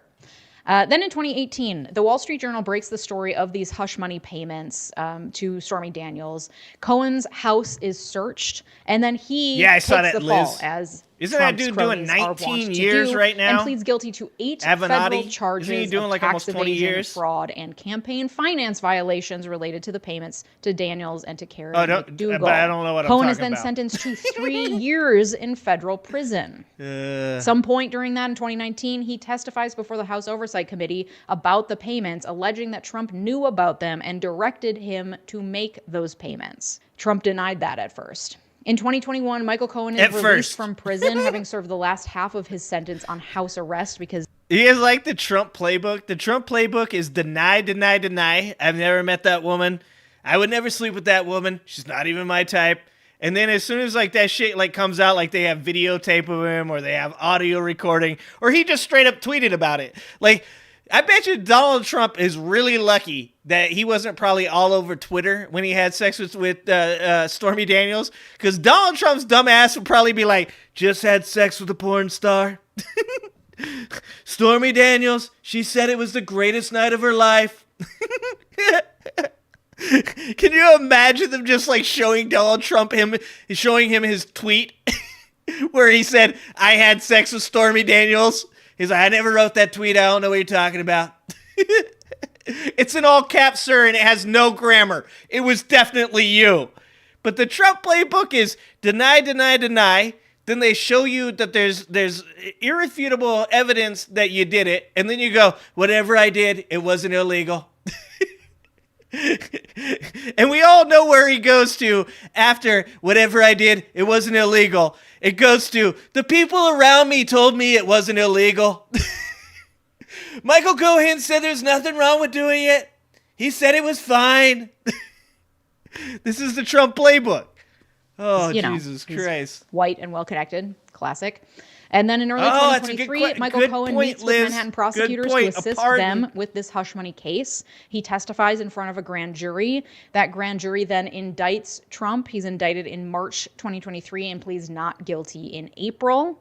Through much legal acrobatics, which is Trump's favorite, he drags his feet as long as possible until 1 year later, after he pleads not guilty, the trial is now officially underway. It started this past Monday. All right, let's break down the charges. Alvin Bragg is the Manhattan District Attorney. So he's the lead attorney in the Manhattan District. This is a state case, not a federal case. It is a criminal case, not a civil case. Alvin Bragg is heading this case, and it has 34 counts, criminal counts against Trump for falsifying business records. Now, falsifying business records, it's a crime that's committed a lot, and it is prosecuted all the time. However, usually in the state of New York, it is a misdemeanor. Which is a lower level than a felony. However, these counts against Trump have been raised to felony counts because Alvin Bragg and the prosecutors are claiming that this is part of a scheme to cover up an underlying crime. That underlying crime being breaking election interference laws by using money to influence the outcome of election and hide information that voters would have used to make their decision. Yeah, and that's so we've got the fraud, the falsifying business records as a means to obscure an underlying crime, that crime being election interference. But the actual counts are for falsifying business records, but they are felony counts. So yeah, and it's a really novel way to do this, and that's why there's a bunch of lawyers that have said no, Alvin Bragg has no chance. He's going to get him on the misdemeanor for sure, that there's enough evidence to convict him of the misdemeanors, but there's no way he's going to tie it to the felonies. But there's also a bunch of lawyers that are also saying right now that Alvin Bragg is very good at doing exactly what he's doing right now, and that the dearth of evidence hasn't even been shown yet. That the amount of evidence that Alvin Bragg has to tie this to the felony conviction is actually so absurd that that's why Donald Trump is so fucking scared. And that's a good point, because you take somebody like Donald Trump, and you know that if he believed that he could get off, that he would 100% be the most arrogant person in the room. He would be shitting on everybody. He would be talking all the trash. But look at him. He's super fucking nervous. He's super concerned. He's actually sitting there and shutting the fuck up. The judge told him to sit down. He tried to get up and leave during one of the proceedings because he thought that it was time to leave. Not because he's just trying to walk out, but because he thought it was time to leave. And the judge actually said, "Sir, sit back down." And Donald Trump didn't say a goddamn word. He sat the fuck back down. Let me tell you this. When Donald Trump is listening to the judge, when Donald Trump is shutting the fuck up, that's how you know that it's serious. That's how you know that Donald Trump knows he might be in fucking trouble. Because all of a sudden, Donald Trump is playing the good kid. And he's like, yeah, whatever you say, man. I'm willing to act like a good person in front of this jury as much as I need to. That's actually when you think about it, this may be the most novel of the four indictments. It may be the least, I don't know. I don't want to say least bad. Well, yeah, it's at least bad of the four. Obviously, treason, taking false documents, racketeering, those are much bigger charges. And I actually think that those cases are actually much more solid than what Alvin Bragg is doing right now. But I've been wrong before. So there is actually a pretty good chance, at least if you believe some of these legal scholars, that Alvin Bragg would never have brought in this case to trial without the ability to 100% for sure prosecute Donald Trump, not for just the misdemeanor, but for the felony. That's crazy. So here's what needs to be proved. First, that the business records were falsified, which there seems to be a lot of solid, hard evidence showing that these records were falsified on purpose, but also Trump's knowledge and intent. Now, this is harder to prove. It needs to be proven that he intended to defraud someone with the falsified records. Oh, I should watch that, Jeremy. I'm going to have to check that out. And that he intended for the falsification to cover up the underlying crime of election interference, meaning that did he know that he was interfering with an election illegally, and did he falsify the business records with the intent to cover that up? So the prosecutor has to lay out. So yeah, you can see how this has to be done in a way that the jury agrees. And if one person actually disagrees, it can be a mistrial. Now, that doesn't mean that Donald Trump wins, but that's how Donald Trump's going to spin it. If he can get one person to disagree with the rest of the jury that he's guilty, Donald Trump will tell all of his dumbass supporters that he won. Because they'll be like, he won! He doesn't even have to try very hard, right? Like, being in charge of the cult is a pretty sweet job. Because you don't actually have to win in this trial. You just get a mistrial by getting one juror to say, I don't know if he did it or not. I'm not going to say he did it. And all the Trump supporters will be like, yeah, 11 out of 12 people said he was guilty, but he won. Oh, God, I love this shit. Things that Trump did and what he said about it to get to that knowledge and intent. And they has to ask the jury to draw inferences from that. Why would Trump have done those things and said those things if he didn't have this intent? Luckily, Trump loves to run his mouth. So there's a lot of evidence. And this is what they're saying about Alvin Bragg, that he has a lot of evidence on the internet straight from the horse's mouth, or little fat fingies. This is where the underlying catch and kill scheme with the National Mueller report comes in. It didn't come to anything because it shows a larger scheme and a larger understanding that negative stories like the Stormy Daniels one could negatively impact the election. It shows he understood what these negative stories could do. He understood it so much that he had a whole scheme with the National Enquirer for catching and killing these stories so as to protect his chances in this presidential election. Therefore, he had the knowledge and the intent. And this is going to be very good at documentary he's evidence, the biggest as well self-snitch as on the planet. Of varying he's very good at the game, but then he just fucks himself over by self-snitching 24/7. Despite having just been like his convicted supporters. Of perjury in the past, which isn't great. So they're going to need a lot of corroborating evidence to say, here's what Michael Cohen testifies. Here's hard evidence to prove that what he's saying is true. And so, yeah, that's actually really important because on the Cohen portion, he's already been found guilty of perjury. So they know that they can use that against him. That's another reason why you probably won't see Michael Avenatti on the stand. I actually think it would be in my I'm not a fucking lawyer opinion, but I think it would be a pretty big mistake on their part to let Avenatti actually testify because he's already, he's doing 20 years. It's not exactly some shit, like you're not like looking at that dude and being like, this guy's an honest guy. He's a good witness. So I don't think that Donald Trump and his lawyers will actually call Avenatti unless they absolutely have to. Michael Cohen, on the other hand, obviously is one of the star witnesses, and it's going to be on Alvin Bragg to make sure that the jury sees Cohen as somebody that actually has real legitimate evidence to put forth, and that he's not doing what he's done before, and that is committing perjury. So that's going to be a very interesting part of this case. True, and that will hopefully help make up for his lack of credibility. But just because a witness has baggage like this doesn't mean that they're bad I'm not sure about that, Dash, whether or not the jury gets to see the catch and kill stories. I think they have to just show schedule. Originally, they were assuming that they would take about 2 weeks for jury selection, but it turned out to only take 1, and we'll get into the day-to-day what happened this week. And then they're expecting 6 to 8 weeks for the trial he can't itself. help but talk, so this Jeremy. trial is going to He can't probably stop talking. extend into June. Potential witnesses that 6 to 8 could weeks. testify: Michael Cohen, of course, Stormy Daniels, Karen McDougal, the other woman who was paid off, David Okay, that's Pecker, the other former girl. CEO Yep. of the David National Pecker! Employers Parent Company, and a number of aides and members of that's the a Trump made-up name. organization, including Trump's assistant Ronna Graff, former director of Oval Hope Office Hicks. operations Madeline Westerhout, and longtime trusted aide Hope Hicks. Yeah. And also Trump himself may testify. Dude, I hope to God Donald Trump testifies. That will be the end of the trial. If they put Donald Trump up there, like Jeremy just said, he can't help himself. He can't help himself.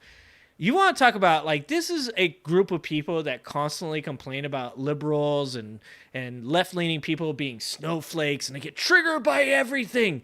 And they're the easiest triggered people that exist. Donald Trump is the easiest person to trigger. Like, you put Donald Trump on the stand, and I don't give a shit if it's Alvin Bragg or Letitia James or Fonnie Willis or fucking Smith, whoever it is, every one of them have him by the balls and his butthole. Because they're attached, because he has stitched them together. They are going to be able to trigger him into fucking oblivion. Donald Trump is the dumbest human being on earth when it comes to the self-snitching. He can't help himself. Like, he will get up there. He's the type of dude that you're like, so this guy is the guy who actually killed this person. He's like, no, he didn't. I did. I'm the one who did it. You think he did that shit? I'm the motherfucker who did it. And you're like, whoa, bro, you're not fuck. He can't help himself. It will be amazing if Donald Trump testifies. That will be the end of the trial. That will be amazing. Most Dick people are Pecker. saying he would be an awful witness for himself. God, it'd be but he does amazing. have the right to testify. Criminal defendants have the right Weisselberg, to yeah. testify. Yeah, They get to Weisselberg. choose. Their lawyers can strongly suggest that they do not, but it's ultimately his choice. And it's unclear what would be on the table if he does choose to testify. Alvin Bragg has said that he would attack Trump's credibility Trump said by that. bringing in Taking the all these fifth. other That legal means you're judgments guilty. and cases against Trump that are happening Pleading the outside fifth. of this trial. So let's talk about the potential outcomes of this trial. There are three. He could be acquitted, so the jury finds that he is not guilty. Mm-hmm. He could be found guilty, or it could end in a hung jury or a mistrial of some kind. Yep. If he's acquitted and the jury finds that there is doubt, because reminder, this is a criminal trial, and so the standard in criminal trials is that they need to find beyond a reasonable doubt that he is guilty. 70%? So if the jury finds that there is a doubt and acquits him, this would probably be a huge victory for Trump. It would bolster his supporters and even those undecideds who are on What's going the on at fence. Leach's It might house? play into his whole theory that this is just a political trial based on charges that aren't real. Even though that's not necessarily what it means to be acquitted. It just means that there wasn't enough evidence to prove beyond a reasonable doubt. But that doesn't matter. His these supporters things will occurred. love That doesn't mean that they didn't. It's just that there is still a little doubt. But Yep. for him, he'll be able to really play it up as, see, this was Yep. all political. He will this was a 100% fake use it in that trial, manner. and he might even, try to bring charges of mishandling the prosecution or whatever. Who knows where it could go? But it would be a He big knows how to feather use the in court his cap system. to Very be good at acquitted using that in court this trial. system. He could be found guilty. This is a Class E felony, which does come with the potential of 1 to 4 years in prison per count. Reminder, there's 34 What up, counts. Kush? Plus fines, maybe probation. However, he doesn't have any prior felony convictions. And for someone with no prior felony convictions for a financial, non-violent crime, the likelihood of jail time is very low for Trump. And that's if he like- did serve jail time, they would be concurrent sentences, so it wouldn't be... And that's something like everybody has to be ready for, right? Is like people are going to get super upset when it comes to that point where if they find him guilty and then they don't give him any time, people are going to lose their shit. But most likely they're not going to give him time. He's too affluent. He's too old. He's a former president. There's so many different reasons that they just won't do it. And do I think all of those reasons are bullshit? Yeah, I agree that they're bullshit. But it doesn't change the fact that you have to kind of in your brain be kind of ready for this shit to happen. Because I say planet don't panic. And that is that if you know something's going to happen, you should be aware of that and put yourself in the mind space to be ready for it when it does happen, rather than hearing it and allowing yourself to be emotionally triggered and to say or do something stupid. What we have to do is we have to take these small wins that we will get from a situation like this. And one of those small wins that we're going to see from a situation like this is if there's even enough evidence presented, even if acquitted, if there's enough evidence that is presented and independents are paying any attention at all, they are going to either choose not to vote for Trump or they're going to vote for Biden. And I mean that. I mean that just because they don't vote for Trump doesn't mean that they will vote for Biden.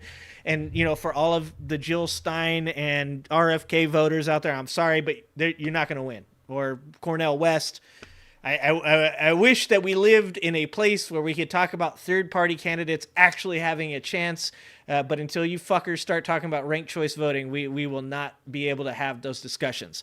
So this, as much as I hate to have to fucking say that, this is coming down to Biden versus Trump. That are the two options.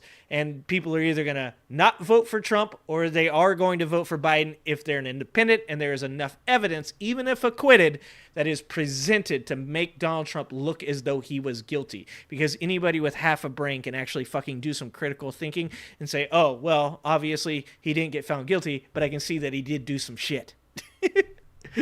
Let's hope there's enough people out there that are still smart enough to be able to do that. Oh, Christ. 34 one-year sentences that go back to back. So he's in there for 34 years. They would be concurrently served. So all 34 one-year sentences would happen over the course of 1 year. There is no reality. Again, the likelihood of him going to jail is very, very limited, given he has no priors. However, many undecided voters have said that if he is convicted, that would convince them that he isn't fit to be they should president take his and phone would push away. them away Yes. from voting. That'd be for the him, worst. Like, that's what it he's takes. like a 12-year-old. If that's your take final his straw, phone away. That's wild. Like, everything else has been fine up until this. This is okay. Okay. But for his ardent supporters, it would just confirm that this is a witch hunt. This is a political trial. Like, not any outcome is going to just reaffirm the beliefs that his main supporters already have. But this, if he were convicted, if he were found guilty, this would give them even more fodder to believe that this government is corrupt. And once again, what I'm saying, like, you have to, like, prepare yourself for this. Like, people have to understand that nothing is going to sway the cult. It doesn't matter if they, like, had a video of him handing money to Michael Cohen saying, pay Stormy Daniels to keep her quiet so I win this election. Even if there was a video of that, it's not going to sway the cult. I mean, these are people that literally, what was it the other day? Was it the Good Liars, where they're talking to these two people in this county and they go, so do you think that he's fit to be president of the United States? No. Do you think that morally he's a good person? No. Do you think that, like, potentially, if he does become the president, that he could do things that are bad for America? Yes. Are you going to vote for Trump? Most likely. That's who these people are. That's the insanity that exists with these people, is that you couldn't tell them a single fucking thing that would change their mind. There's probably 100 different things that you could tell me about Joe Biden that I would be like, no, I'm not going to vote for him for that. Like, there are so many different reasons that I would change my opinion of the person that I am going to vote for if you told me something. But Trump supporters as a whole in the cult are not in any way going to be swayed by this trial. He could be found guilty in this trial. He could be found guilty in the Washington trial. He could be found guilty in the Florida trial. And he could be found guilty in the Georgia trial. And these people will 100% still vote for Donald Trump because they're in a cult and they do not have an ability to think on their own anymore. They are 100% in need of an intervention and quite possibly a lobotomy. Just throwing it out there. Allegedly. And going after not only him but them. Tara Reid should be looked into, Mikey. I would like to look into that, actually. So I'm a little I would like to see at the more potential looked outcome into if he in that is area. found guilty. As much like as I said, I think everybody, you know, all of these fucking allegations on everybody should be looked into. There would be some schadenfreude to see him become a convicted felon. I don't really know if that would be a great outcome either for a number of What up, reasons. VJ? And then the third potential outcome could be a hung jury, and that's where they can't come to What up, a Nathan? unanimous decision. Also, and there could be a what up, single Mikey? jury holdout. And that's kind of what they're saying. I have not read Trump's Mary lawyers Trump's are probably book. trying I to do should is to read get that book. one person in there that's sympathetic enough to Trump that they would be willing to throw the whole case That'd be amazing. and side with him no matter Hold on. what. Obviously, no juror. She's just saying the same thing I'm saying. If you walked into a restroom in New York, how fucking surreal would that be? Like, you have all these like jurors that are being dismissed or were dismissed. They're past that point now. But that they said how surreal it was to go in there and you're just like, it's just this orange dude. He's just an orange dude.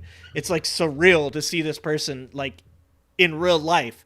Like, you have this like image of this larger than life person, and then you meet him and he's just this like frumpy orange dude. Like, can you imagine walking into a bathroom and Donald Trump's just angrily fucking scrubbing a toilet while like some fucking like straight up corrections officer, some old black lady sitting there with her baton just fucking, come on, Don, I ain't got all day, gotta get home my kids. Them toilets ain't gonna scrub themselves, Donald. Inmate 321746. Get them toilets scrubbed. How fucking surreal would that be? That shit'll never happen. But how fucking surreal would that be? It would be insane to walk in on that. Yeah, I saw it, VJ. I actually watched a little bit. Maybe we'll watch some tonight. I'll try and pull it up if I can remember. My old ass can't remember stuff. But let's let Legia talk for a little bit longer. There would be some schadenfreude to see him become a Nod convicted father. felon.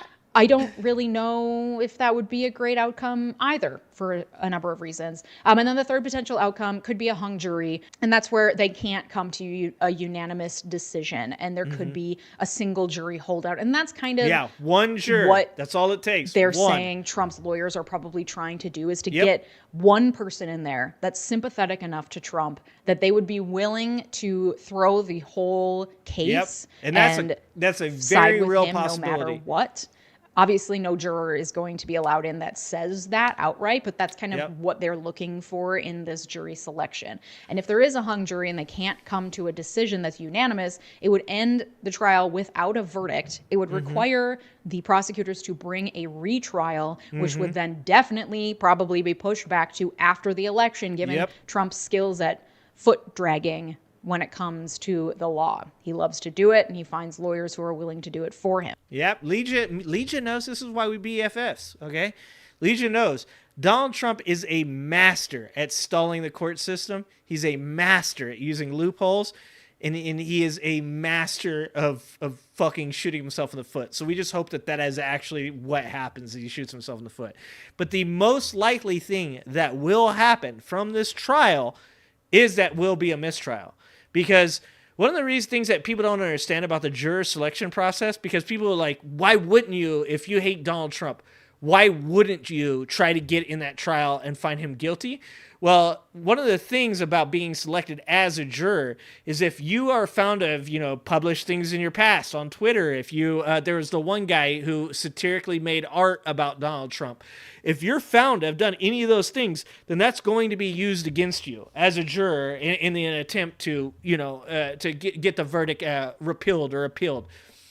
So there is a chance that even if there is a mistrial, that if they can find, if that person's a fucking cult member and all they do is post about how Orange Jesus is their savior, there's a potential that even if a mistrial, they can get a retrial. But like she said, the problem with that is that then it's going to get pushed out most likely past the election. All these other trials that are going to go on, they most likely are not going to either begin or most likely will not finish before the election, which will allow Trump to get his chance at getting elected. And of course, we're all still sitting here wondering whether or not he can pardon himself. There are people that believe that yes, he can.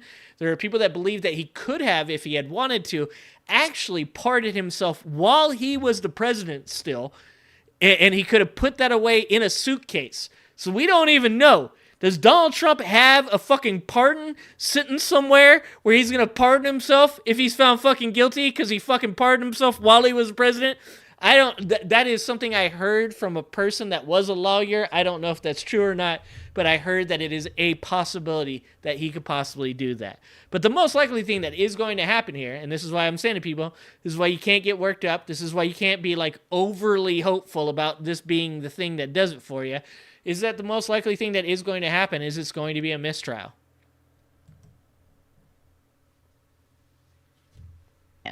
My prediction is a hung jury. This country is so divided. There are so many crazy Trump people out there that I am certain there was someone in that pool of people. Yeah, there's a chance VJ is willing to kind of do whatever it takes to keep him from being convicted, even if there are people on the jury who believe based on the evidence and the law that he is guilty. I don't see it being possible to find 12 Dude, there's no Republicans in the Trump, one of Texas. Sorry, dog. The Republicans hate you too, dude. Given just the statistics yelling a cult, dog. In this country. However, no one likes you. Manhattan is generally more your family don't like you, your friends don't like you, your coworkers don't like you, people on YouTube don't like you. Placed on that jury who would then throw out the whole thing and be the one holdout juror. So it's very possible. And this is why jury selection is so important. It can make or break this case. Dude, and VJ. This country is so divided. And VJ, that's why I said, like, all the people that are like, Donald Trump took all those files on purpose. I actually don't think that Donald Trump took those files on purpose at all. I think Donald Trump was like, take all the files. Like I believe he took the files on purpose. I just don't think that he literally knew what the fuck was in those files. I think Donald Trump is a hoarder. I think he was like, this is all my stuff. It's all my stuff. Take it. They don't get to have it. It's my stuff. They said I could have it. It's mine. And he took that shit home. And then he was like telling abuelas to like carry that shit around with like nuclear documents, because I guarantee you Donald Trump doesn't know what's in any of those boxes. They said there was like shoes in the same fucking boxes as like fucking top secret information. Donald Trump just went through his office like he was fired. He just went through and started cleaning out drawers, just dumping them into, he's like, take the towels. Those are my towels. I paid money for this. I'm taking whatever I want. Like, I 100% believe that he just like grabbed a bunch of shit on his way out. And people are like, you know, they're like, there's some like fucking top secret down. It doesn't matter. It's all mine. It's all mine. So intensely partisan that getting this jury right is huge for the outcome of this case. Exactly. If they can get somebody in there, they can throw the trial. Who are smart enough to apply the law to the facts, who are genuinely capable of being impartial, no matter what their opinion is on Trump or on politics. But like I said, Trump. Yeah, but random. That's because his ass is like, you know, he was like going through the boxes and he was like, ooh, ooh, look at that one. I'm going to show my friends that one. I just don't think he's smart enough. I don't think he like, now he might have like seen one or two while like dumping the boxes into the other box or the drawers into the boxes. He might have like seen one or two. Take that one for sure. I'm going to show Giuliani. He'll be really impressed that I took that one. Like 100%. No, I heard the tapes. I listened to the tapes of him telling that guy about the, like, he's like, I keep saying this. When we were kids, there was always that one kid that had like a Super Nintendo, and he didn't have any friends. Nobody liked the kid. It was usually the rich kid, right? No one liked that motherfucker, but he had a Super Nintendo. So you're like, you got to hang out with this kid because he's the only kid that has this fucking console. That's Donald Trump. Donald Trump's the guy that's like, you might not want to hang out with me, but I have a lot of cool stuff. I know Kid Rock. Would you like to meet Kid Rock? I can make that happen for you. Which nobody wants to meet Kid Rock. But 100%, I agree with you, Random. I agree with you. I'm just saying, I also think he's a fucking moron, too. I think he's a complete moron, and his ass is like, he just like opened up a box and he was like, oh, nuclear secrets? Ooh, I have those now. Ooh, I can't wait to show those to Giuliani. Giuliani, look, I've got nuclear secrets.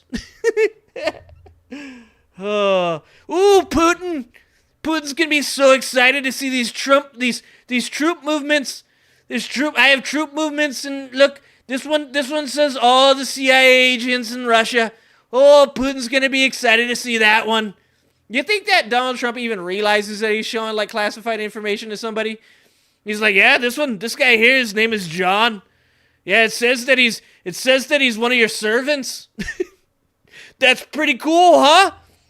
I got a CIA agent into your office. It's pretty crazy. I did that. I'm pretty good. Where are you going? Come back. Trump's lawyers are looking for someone who's going to be a holdout, who's a strong Trump supporter.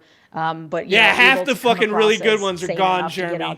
They've already been sold to the highest bidder, dude. It's gone.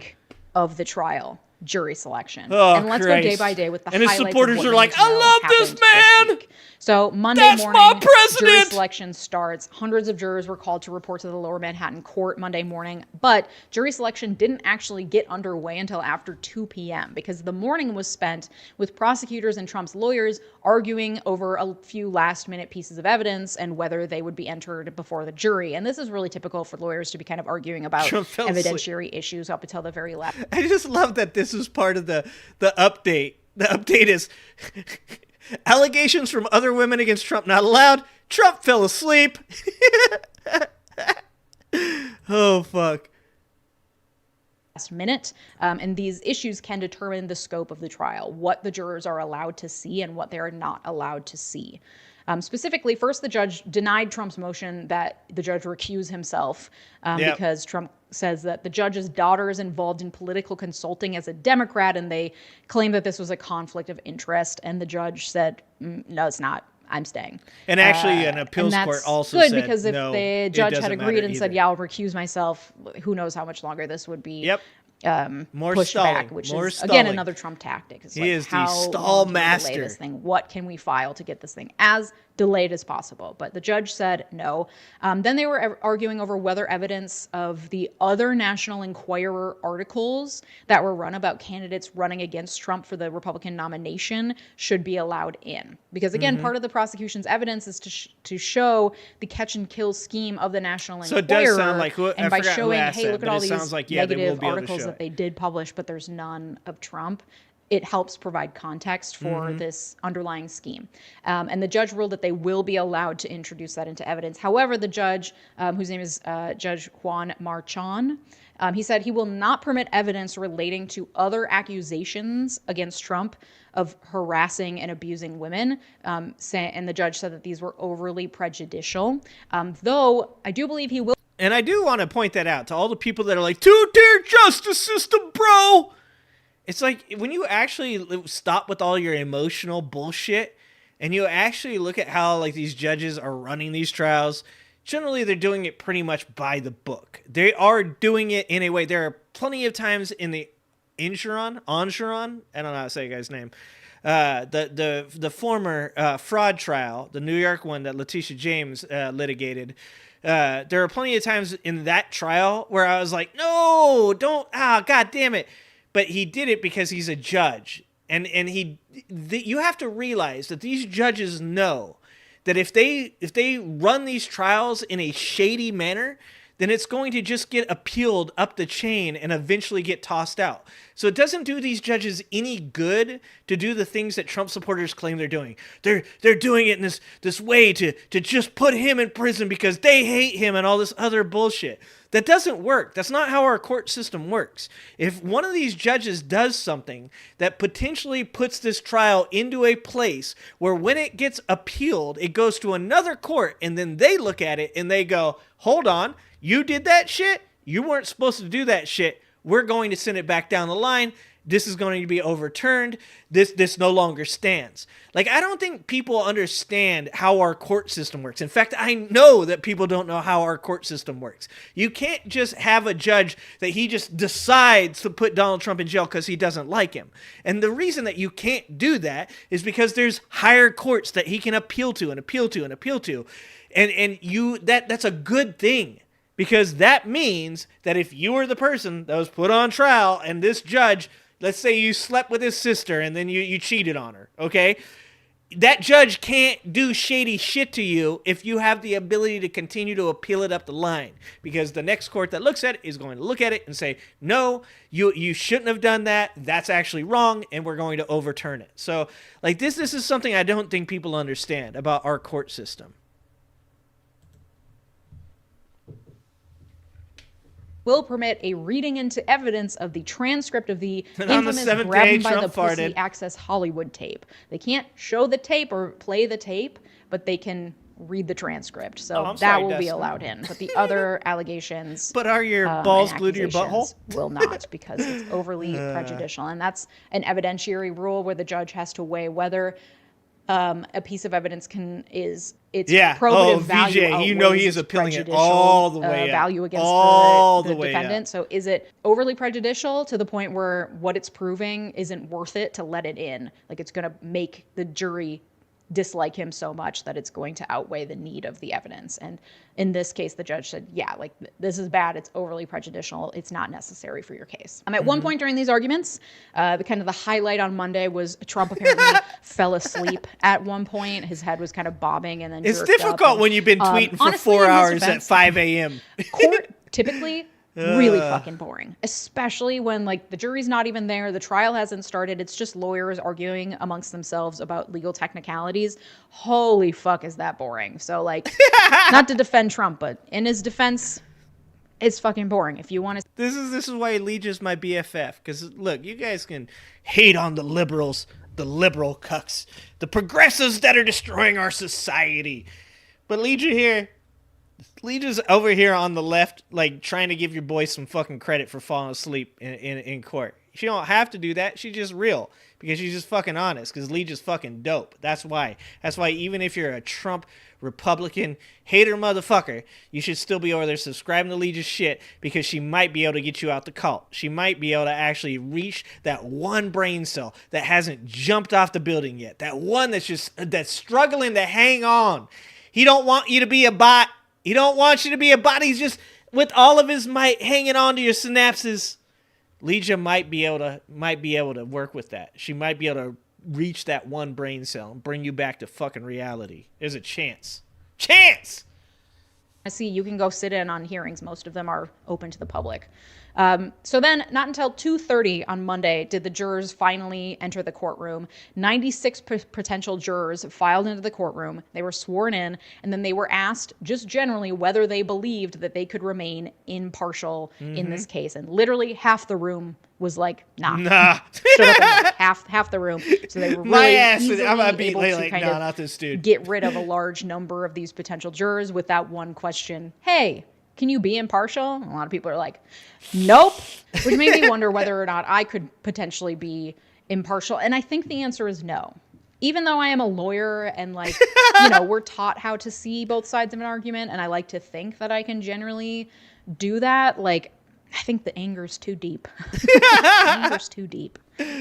So then, after that first wave of people left, they moved on to the jury questionnaire. This was a agreed upon 42 questions that the judge went down the line and asked each potential juror. So they pulled in 18 potential jurors into the jury box, and the judge went one by one down the row, asking them each of the 42 questions. And these questions included typical juror questions like, what neighborhood do you live in? What do you do for work? What do you do for hobbies? But also like Tinder. What publications they read and social media platforms they use, what podcasts or radio shows they listen to. Have they ever read Trump's books? Have they ever been a member of the Proud Boys or QAnon? He's guilty as fuck. And then numerous of these 42 questions also kind of reiterated the need for impartiality and asked them in various different ways whether they have any beliefs about Trump or about politics or feelings of any sort that would interfere with their ability to be impartial. So even though these jurors were asked at the outset, can you remain impartial? And they said yes to that first question, they were then asked a few more times in a few different ways. Once again, like I said, all these people bitching and crying about the two-tier justice system. Different types of questions, and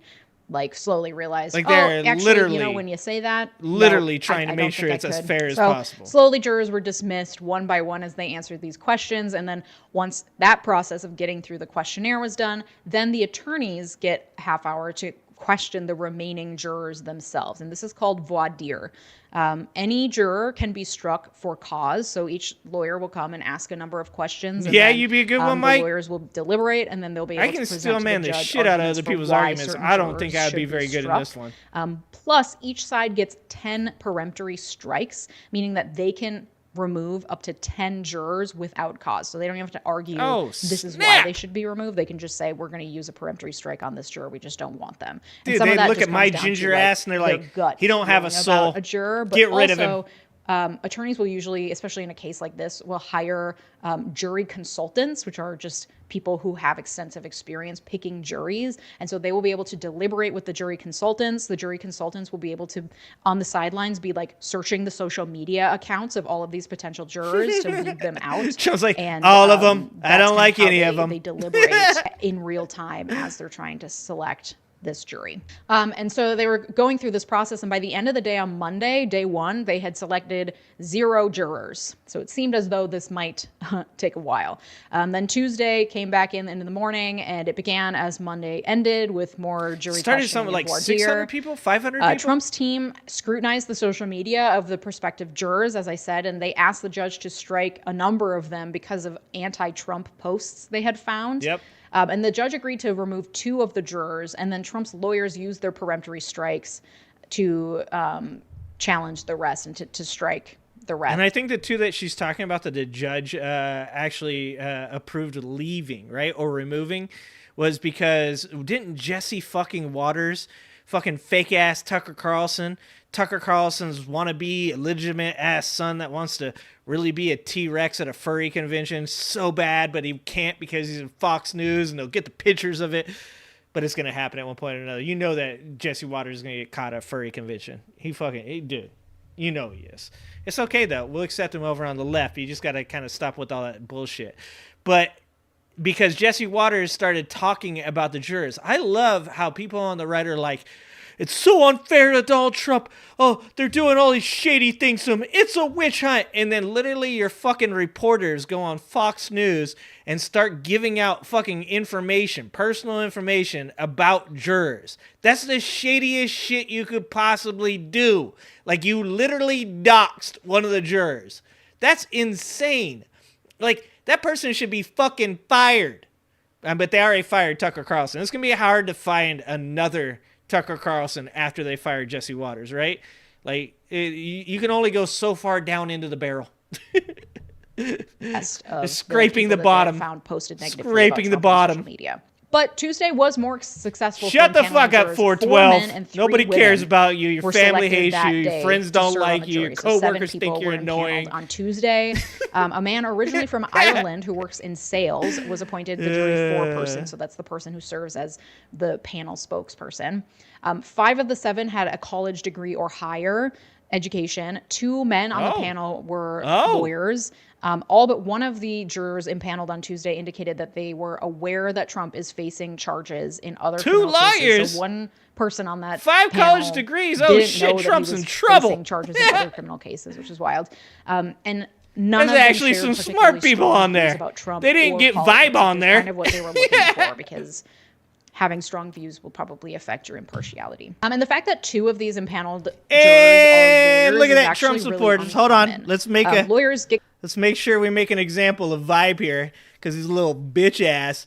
Yeah, see, Trump supporters can't do anything but talk about children. They like to talk about assaulting children, and we don't do that on our channel. So see, here on this channel, we don't talk about people assaulting children. If you have evidence of somebody doing something to children, you take that shit to the police. But we all know it's projection, vibe. We all know it's projection. Bye, bitch! God, I love this channel. get called to jury duty like anyone else, but we're rarely selected as jurors for a number of reasons. Some experts are saying that this could be good. Having two lawyers on this jury could be good for Trump's case. If Trump's lawyers decide to argue some minute legal technicalities, it could throw enough doubt into the minds of these lawyers who are able to follow these legal technicalities and are trained to find flaws in legal arguments. It could throw enough doubt into their minds that they wouldn't be able to find beyond a reasonable doubt that Trump is guilty. So they'll be looking at details that maybe a typical juror wouldn't. Also, though, I have a really hard time believing that two attorneys don't have strong feelings one way or the other about Trump or about politics in general. Like, I feel like if you're particularly well educated in a field as politically adjacent as the law, that would probably mean that you know a lot about government, which would lead you to probably form opinions about government and therefore politics. And by its very nature, as a lawyer, you are working with laws and regulations, and you therefore likely have an opinion about how those laws and regulations should or shouldn't be written. I don't know.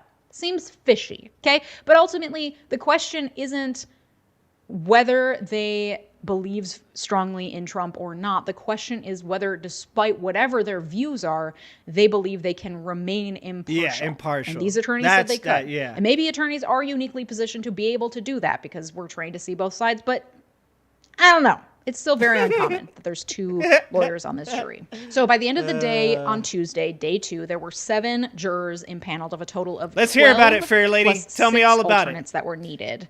And each side had Tell used me 6 all of their about 10 Trump's peremptory strong foreign strikes. policy So that's and how good we ended on healthcare plan. Tuesday. That's really Wednesday there implemented. was no court, I wish so to know court was about on it. session. So Thursday was day 3 of the trial. And on Thursday morning, one of the seated jurors, one that had already been chosen, was dismissed because she expressed fears that her identity these was are the two people I known was talking and could about. lead to dangers for her safety. And while pretty sure journalists that's the have one been that Jesse instructed not to Waters. share information about the jurors, and the jury panel remains anonymous, some of the answers to the questionnaire were published by journalists, including some personally identifiable information about, their workplaces, et cetera, which led this woman to fear that her identity would become known. So she was dismissed, such a messed which up left thing 6 to do. jurors, and the judge instructed journalists not to publish answers to the question about where people work and to try generally not to disclose personally identifying information about these jurors. And then later that day, another of the originally 7 impaneled jurors was excused, this time because prosecutors had found evidence that that juror had lied in his answers to the questionnaire and to the voir dire. They said they found evidence that he was convicted in the 90s of tearing down political posters. Lying while being impaneled as a jurist, not great. Don't do that. Try not to, at least. That's what I'm saying. You're so then going by to the get afternoon caught. of Thursday, they were down to 5 impaneled jurors. They had lost shit. 2. They were going backwards. So the process of jury questioning, Right? first Well, by the judge shouldn't and then these by the people be attorneys, repeated held itself. fucking And after a accountable? morning that made it seem like this jury selection process was going to take weeks, a surprisingly productive afternoon Too on many, Thursday led to the VJ. That's what I'm impaneling of saying. all 12 jurors Like by anybody the end that of the day would on publish Thursday. another person's And those jurors information include on 7 a men jury and 5 of women. this They sort work in a number is of just fields: a shit human being. sales, IT, teaching, the legal field, healthcare, and they represent a very wide diversity, which is typical of Manhattan, where the trial is taking place. And by diversity, I mean diversity of jobs and interests. Like, we don't know their races. But the overarching theme from a lot of them is that they don't really care about politics or pay much attention to the news or to politics. That's that actually Which doesn't I think there are surprise me. arguments either way about whether that's good or bad, that's kind of how we select juries and the types of juries that we want. But I think there's a whole discussion to be had about juries generally. Anyway, so Thursday ended Legion's with about all to 12 rant. jurors and 1 alternate selected. So by this morning, Friday morning, they just needed to find 5 more alternates. Yeah, I get Friday that morning, same talk from my wife final too, step in woke. the jury selection No process. shit. Finish selecting the 6 We might have alternate the same jurors wife. who would be tapped in the event that a juror cannot serve, either because they become disqualified for talking about the case outside the courtroom, because their social good media talk will to be my wife. monitored, they're going to be monitored, or being exposed to news or something, or an illness or a conflict coming up. The alternates sit and hear all the testimony, just like the regular jurors, but they don't participate in the deliberations unless they're called to do so after a juror is dismissed. And analysts are saying that it's highly likely that alternates will be needed during this trial. Something's going to come up that's going to disqualify it's a these long jurors. trial. Not 6 all to of them, 8 but a couple. weeks. Before court began on Friday, Trump made a statement, like he's been doing all week, outside the courthouse, complaining about the gag order against him, saying that it had to be lifted. Yeah, mine too. He wants to be able Her to name is spirit Manic Mayhem. witnesses and the judge, the way that our founding fathers meant for the First Amendment to be exercised. It's his right as American. Anyway, Friday, the same process continues, bringing in jurors, the judge going through the questionnaire, and then the attorneys questioning the remaining potential jurors. And it continued throughout the morning as they were trying to find Man on fire. I like that's and a number of potential question jurors were dismissed after expressing fear and anxiety, specifically over their potential participation in the trial. One woman broke down crying because of her anxiety, which, like, fair girl. The process continued, but by 2 p.m., all 6 alternates had been chosen, and jury selection came to a close. However, minutes after jury selection was finished and the newly impaneled jury was sworn in, a man doused himself in gasoline and lit himself on fire in the park across the street from the courthouse and was shortly carried away on a stretcher. And prior to lighting himself on fire, he threw a bunch of flyers around the park that said NYU is a mob front and had various allegations of wrongdoing against the school. So it's unclear what his motivation was in this. And then at 3:15 Friday afternoon, a hearing was held after jury selection finished so that the judge could hear arguments and decide whether prosecutors could bring up Trump's prior legal issues if he does choose to take the stand in his own defense. Gotta be amazing. So that gave Judge Marchand the ability to make a decision on this. So this separate hearing is called a Sandoval hearing. It's a routine process for the court to determine to what extent Trump's past wrongdoing can be brought in the current trial. And that hearing is literally underway as I'm filming this right now. So I'm going to just insert what the judge ultimately decided. So as I said, Trump made numerous statements throughout the week as he entered and left the courtroom and took breaks. Like he'd kind of walk up to the little gate and just start talking. Sometimes he had things in his hands. Clearly he was using it as a publicity stunt, which I guess is good multitasking because he's supposed to be out campaigning right now. Like he's supposed to be running for president, but instead he's sitting in this courtroom, which is, this dingy back courtroom Dude, in southern Manhattan. You love my channel. Apparently Don't act like you don't love my channel. You be voyeuring, dog. That's been the overarching theme. Trump's complaining about it. The jurors are complaining about it. It's cold. But the judge said, yeah, it's cold, but if we turn it up a couple degrees, then it's going to get really hot, and I'd rather be cold than sweaty, which is fair because those judges' robes This is what you sweaty. expect in a Trump after jury trial. Selection concluded today, It's Trump two-tier justice system. They don't have good heating. Railroading him, and once again calling for an end to the gag order against him. So, looking ahead, what to expect in week 2 of this trial. Opening arguments are scheduled to begin Monday morning, April 22nd at 9:30 a.m. Eastern Time. Opening arguments give both sides the opportunity to explain their cases to the jury. After opening arguments, then the prosecution will call its first witness and begin laying out the details of its case. But oral arguments are also the first time that the public gets to hear a clear idea of each side's case and strategy. You can sometimes get a general idea of each side's case, as the trial gets closer based on arguments, lists of witnesses, list of evidence, etc. But neither side is required to disclose their actual arguments until the trial begins. So opening arguments are a great way to get a summation of what the arguments will be throughout the trial. And then from there, the trial is expected to last 6 to 8 weeks. So I will be here every week laying out what you need to know about what happened that week. And we'll be following Legia through the whole thing because Legia is our leader, okay? Like I say, she don't know it yet, but she is. We have nominated Legia to lead us through this, and whether she likes it or not, that's going to happen. And we did just have the opening statements, and the opening statements went something like, Donald Trump is a criminal. He did this, he did this, he did this, and he did this. And then Donald Trump's lawyer stood up and said, we're rubber, you're glue. What bounces off us sticks to you. And then they said, we rest our case. And that was the end of the defense. That literally is a pretty good summation of exactly what they said.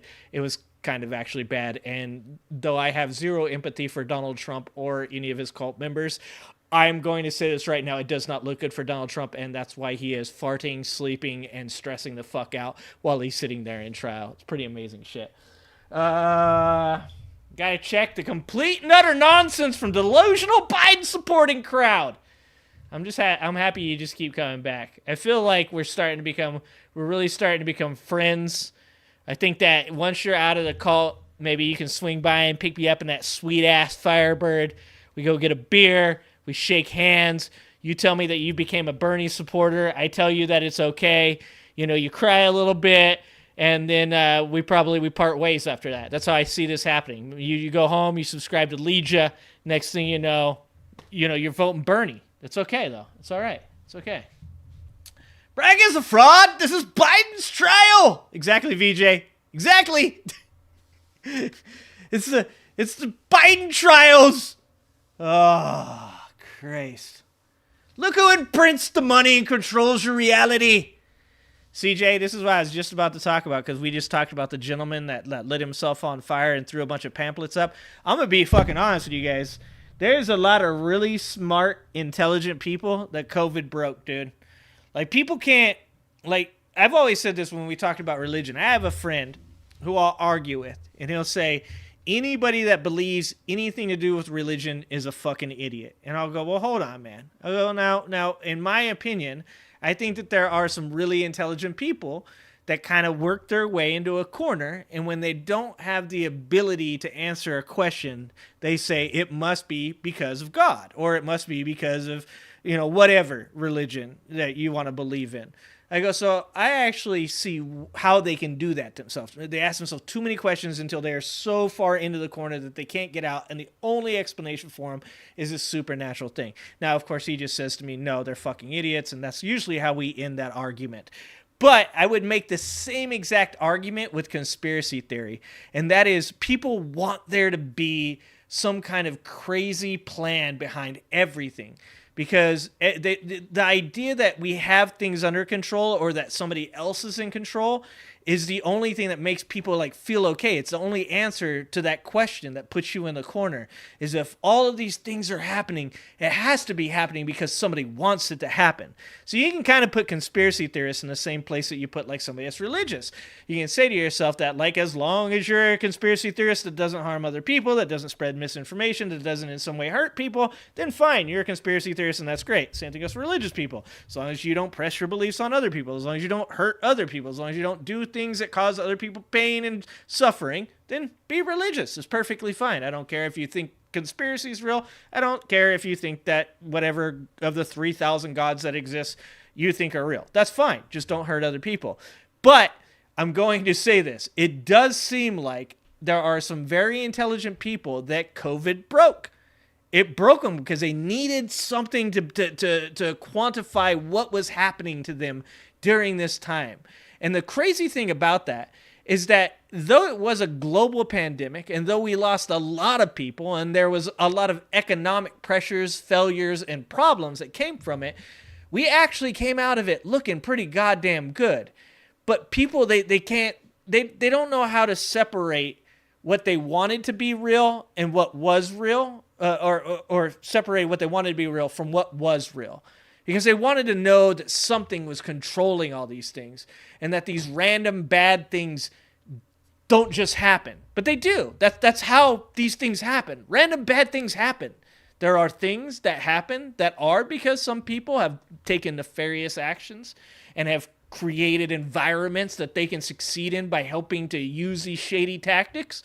But there are also a ton of things that happen for the most fucking random and crazy fucking reasons, because that's reality. Reality is boring. Reality is you have to wake up 5 days a week and go to fucking work and do your fucking thing, and you get your paycheck and you come home, and if you're lucky, it's football season and you get to watch your team possibly win the Super Bowl, okay? But most likely what's going to happen is you're going to come home and you're going to watch your goddamn Eagles lose for 10 straight weeks, make the playoffs, and then lose to Baker Mayfield. Because it's not rigged, it just sucks. God of the gaps. Exactly. 1LE. Look, 1LE is the smartest Trump supporter. He can write the most words. He does have the most words. I haven't been looking at comments, bro, so I'm not going to read because I'm too far behind. Podcast of delusion. Ben Roy, can't help attacking. Why is that exactly? I'm not attacking. Why would you say I'm attacking people of faith? Because I said that, like, I think that you're intelligent and you've worked yourself into a corner, and the only example is that because God. Like, that's what it's like being attacked. God damn, you guys complain about people being snowflakes, and then you say the most snowflake shit of all time. They're attacking me on my religion. Bro, I literally just fucking said that I defended your dumb fucking ass to my friend who was like, all of you are fucking idiots. And I was like, no, not all of them, just Ben. It's so funny that fucking have people get so fucking triggered when they think that everybody else gets triggered. Mass delusion is my explanation? Yeah, it is my explanation. Because I'm not religious, you dumb shit. Does that make sense? Come on, bro. Holy fuck. Critical thinking. I can both agree and see shit through your point of view, but also say that my point of view is my point of view. But you can't do that. You can't. Because you can only see shit through your fucking brain. And that's it. You can't fucking sit there and steel man another person's decision.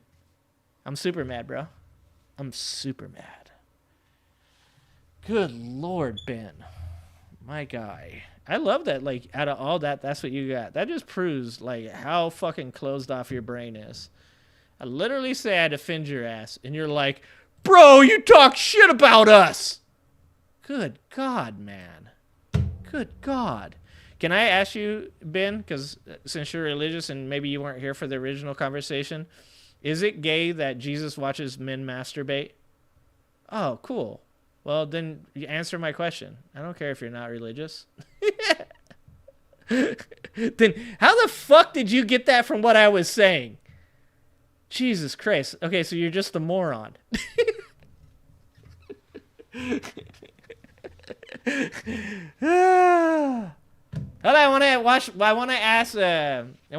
but answer the question anyways, Ben. Is it gay for Jesus to watch men jerk off? 1LE, answer the question.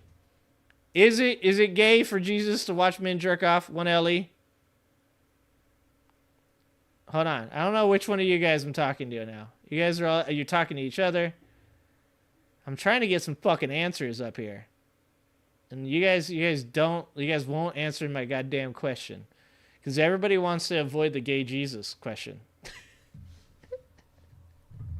All right, let's watch this while Ben works this one through his brain. Sure, he's not religious, bro. That's right. And that's from when he surrendered and got his mugshot taken? Yes, it is. Okay, thanks for letting me know. We're here outside of the Manhattan courthouse where Donald Trump surrendered to authorities to be arraigned just last year. It is day 5 of the Trump trial. The opening it's going good. Are happening today. DeVrom, what are you looking forward to this week in the trial? Dude, 1LE wants to take you for a ride in his Camaro so bad, Wokey's like, you have no idea what it feels like to push the gas pedal on a Camaro. And you never will! All the antics from last week, maybe he's going to suddenly change. People always expect God likes to watch. Maybe this is the week he'll start acting like a normal person. Yeah. I think that's going to happen. Yeah. I think you're probably right on that. So last week in the trial, we know Donald Trump. He likes to have nicknames, right? He's got nicknames for Joe Biden. Oh, did he come up with one for the judge? Joe, and he's part of the Biden crime family. Well, last week... shit, Woke could take you for a ride in a Camaro. Maybe 3. Maybe Fuck, 3. 1LE's about to lose his shit. He's like, no way, this lefty has a cooler car than I do. Whatever time to pay attention. No fucking way, brother. Particularly engaged. It might be there's my good Trump 2024 bots. He started doing this. Welcome to the chat, Luke. Welcome to the chat. Doing for years now. And just publicly kind of falling asleep and nodding off. Yeah, so I guess it's like he's a little bit sleepy Don, and a little bit, I guess he's accused of crimes. He's here. Furries for Trump!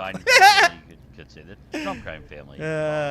Sleepy Don. God, I love you guys. I really do. Please all of you guys. Keep Donald Trump safe in the courtroom. Wait, please, Ben, are you touching my liberal nerve? You didn't answer the question, dog. Again during answer the goddamn question. Trial this week. Stop being a little biatch. 2 or 3 times last week. Okay, that's exactly what a bot would say, Luke. You're a fucking bot. Come out and support him. Protest. Oh yeah, that's what happened, Ben. That's what happened. Harlem residents flocked to President Trump. That's what happened. Chrome, I can't help you with that. You're gonna have to ask Ben. Until we get the answers. Right. No matter how many feet we have to walk, or how hard we have to look. Yes. Donald Trump said that a lot of people are going to come here to support him. We're going to take a look, see how many. I actually people agree are with that here. one, Ellie. We're expecting there to be a lot of Trump supporters Just a here lot today. of people. But I don't agree with the second part, We are just the here first. outside day 5 of the Trump hush money trial here, and there are twos of. That's the weirdest shit ever, Chrome. Donald Trump. 1, 2 supporters here. Don Storleone. Big turnout. As Donald Trump that's one LE right there, and that's Ben over there. Support. So 1, 2. Ben's the one with the sunglasses on. 3. That guy's a support too. Him too. So 3 and 4. Are they just claiming random people? How many are there? 4? 5? 1, 2, 5. 3, 4, 5. 5. Is that a good compromise though? 5? Yeah, we need to change our previous statement. There are not just 2 Trump supporters here. Apparently, there Oh Jesus! 5 Trump supporters. Thean, your name is fucking Thean. 4, but I'm willing to compromise a little bit on Shut the fuck up, Thean. The 3, and maybe that is 4. But They're all actors. Ben, you're a conspiracy theorist, aren't you? That's why you're so triggered, because I made fun of the conspiracy I would theorists. say definitely. Oh, 3. I'm sorry, dog. That's why you got so upset. I get it now. For sure. I get it. 5. It looked like 2. Oh. But then if you look in the corner, there's another person. With I'm a mask. sorry. I didn't know that I had triggered you with talking about the conspiracy theorist that lit himself on fire. Don't light yourself on fire, bro. Don't do that, okay? That shit hurts. Additional Trump supporters were here. Yes. We ended up on the kind of 2 to 5 number, but Jason, you're confirming a 3rd. Definitely confirming a 3rd. At least another person in a MAGA hat. What am I gonna do if Trump wins? News I'm gonna be here making fun of you guys. If Trump Trump wins, that's 4 more years of fucking comedy for me. If Trump wins, I'm gonna be in here talking so much shit. Like, what do you think if Trump wins? My channel's based around making fun of Trump. If Trump loses, I don't have a channel. Did you got him out of here? Yeah. Do you have any update on that? I'm gonna be sitting here making fun of you fucks. I'm gonna be like, look at you. Your cult leader's doing a shit job. You guys know, I'll give you an update on the Choose Control Everything guy Christ. when I get it. A year ago, we came down here, and before he actually was arraigned, when the charges were announced, you were in. What do you think? Trump's gonna do a good job? And there was something called. What was it called? It was like. You motherfuckers can't even say one thing Trump did good. You're like, the economy was good. How? Okay. Like, quote one thing that he did that made the economy good, Luke. Come on. I was impressed. It's kind of like when you enter a place like this, you immediately realize how important it is, how small. He's Googling it right now. Kind of thing. Yeah. So he's I Googling went it. to the In-N-Out in Laguna Hills. Okay, all that shit came from But it wasn't Obama. just the In-N-Out. But okay. It was the parking lot of the In-N-Out. It was kind of windy, a little bit rainy, and I would say upwards of 20 Trump supporters had gathered despite the weather. Aw, Luke. Oh, that hurts my feelings so much, that Luke. is like impressive. I'm gonna have to go rub my face with my fucking wealth upstairs that I've garnered under Joe Biden because my 401k has quadrupled. California, at a random In-N-Out parking lot where Oh, Donald Trump. I'm gonna cry into my fucking retirement savings that have quadrupled. Of them have gathered to protest the impending indictment.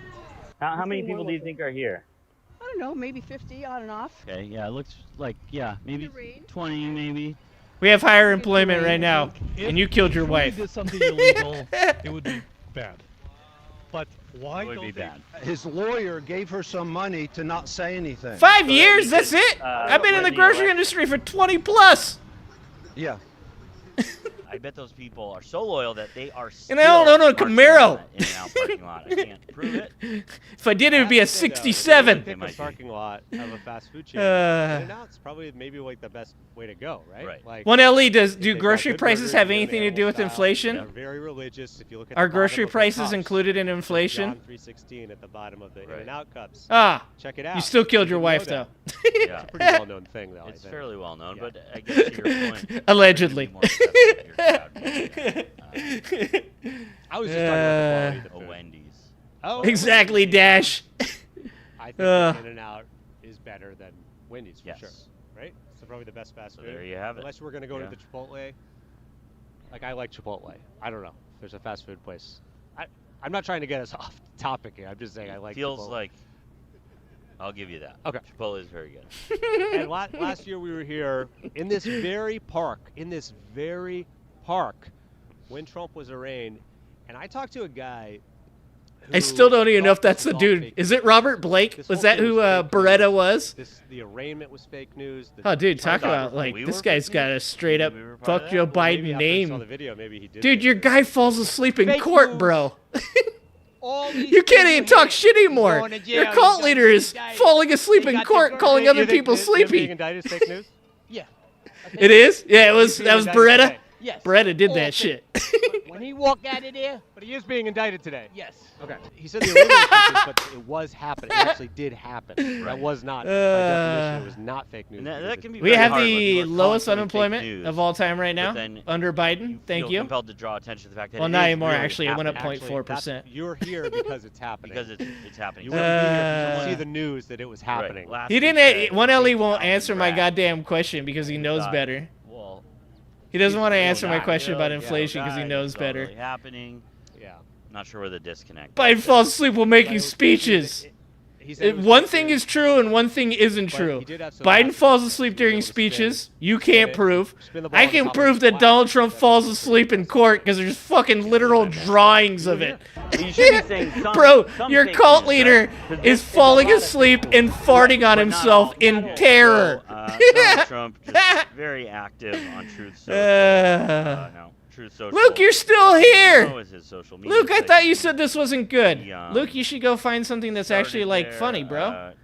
To make himself feel better about everything that was going on in the world after getting kicked off. Look, 1LE still won't Here's answer a my post fucking shit. after I do court watch one day. Thomas Sowell, Who will actually. Explain for me to my wonderful I son, watch Barrett, lots who of is shit a that I great don't agree with. student at a fantastic school that his dad will What are you, in likely not let kindergarten? attend It's a graduation court, ceremony. you Something dipshit. that we have been talking about for years because he seriously Bro, your name is Fuck Joe Biden. corrupt You're a moron. criminal court on a bogus quote Biden case. You can't come in with a name like that and think anybody thinks anything other than the fact that this guy has the IQ of a fucking tortoise. The judge said he might be able to go to and tried not to at the moment. Said they would revisit it when it became Okay, you closer guys to the calling date. 1LE a bot? And then Trump claims that the Because you guys are judge triggering is him. not gonna allow him Stop to go. triggering 1LE. He was writing like 3 to 4 sentences at a time, and you guys triggered his ass. All right. Don't do that. Amen. This is not, Trying to another create one? some actual conversations. I just stormed out There's of live court. pictures All on the caps. TV Did right now, not- didn't bud. happen. Did not happen. I thought Did he not did. storm It's out. happening I thought right he did leave now. at one point last week. In the news article here, it says he hadn't. I'm busy talking to you guys. USA Today. He sent fundraising emails claiming, I just stormed out of court and made up nonsense about the jury selection process to make himself seem like a victim. Yeah, posting, except for the quote, fact, LE, that I came thought from Obama, strikes, not from all Trump. caps, were supposed to be unlimited, in quotes. Because I know you've only been researching for 5 years, but you need to go all the way back to Obama, dog. From the guy who talks about, like, he looks at all sides. You don't know shit about Obama's administration, apparently. It's a little Taylor Swift. He's the problem. It's kangaroo court. Good job, Jimmy. Looks like Good it job, was Jimmy. written over. Maybe there's something on the other side. Oh yeah. What does that say? I have triggered the fucking the FJB bot. Look at him go. He's like he's reaching deep. He's reaching deep. The message is clear, kind of.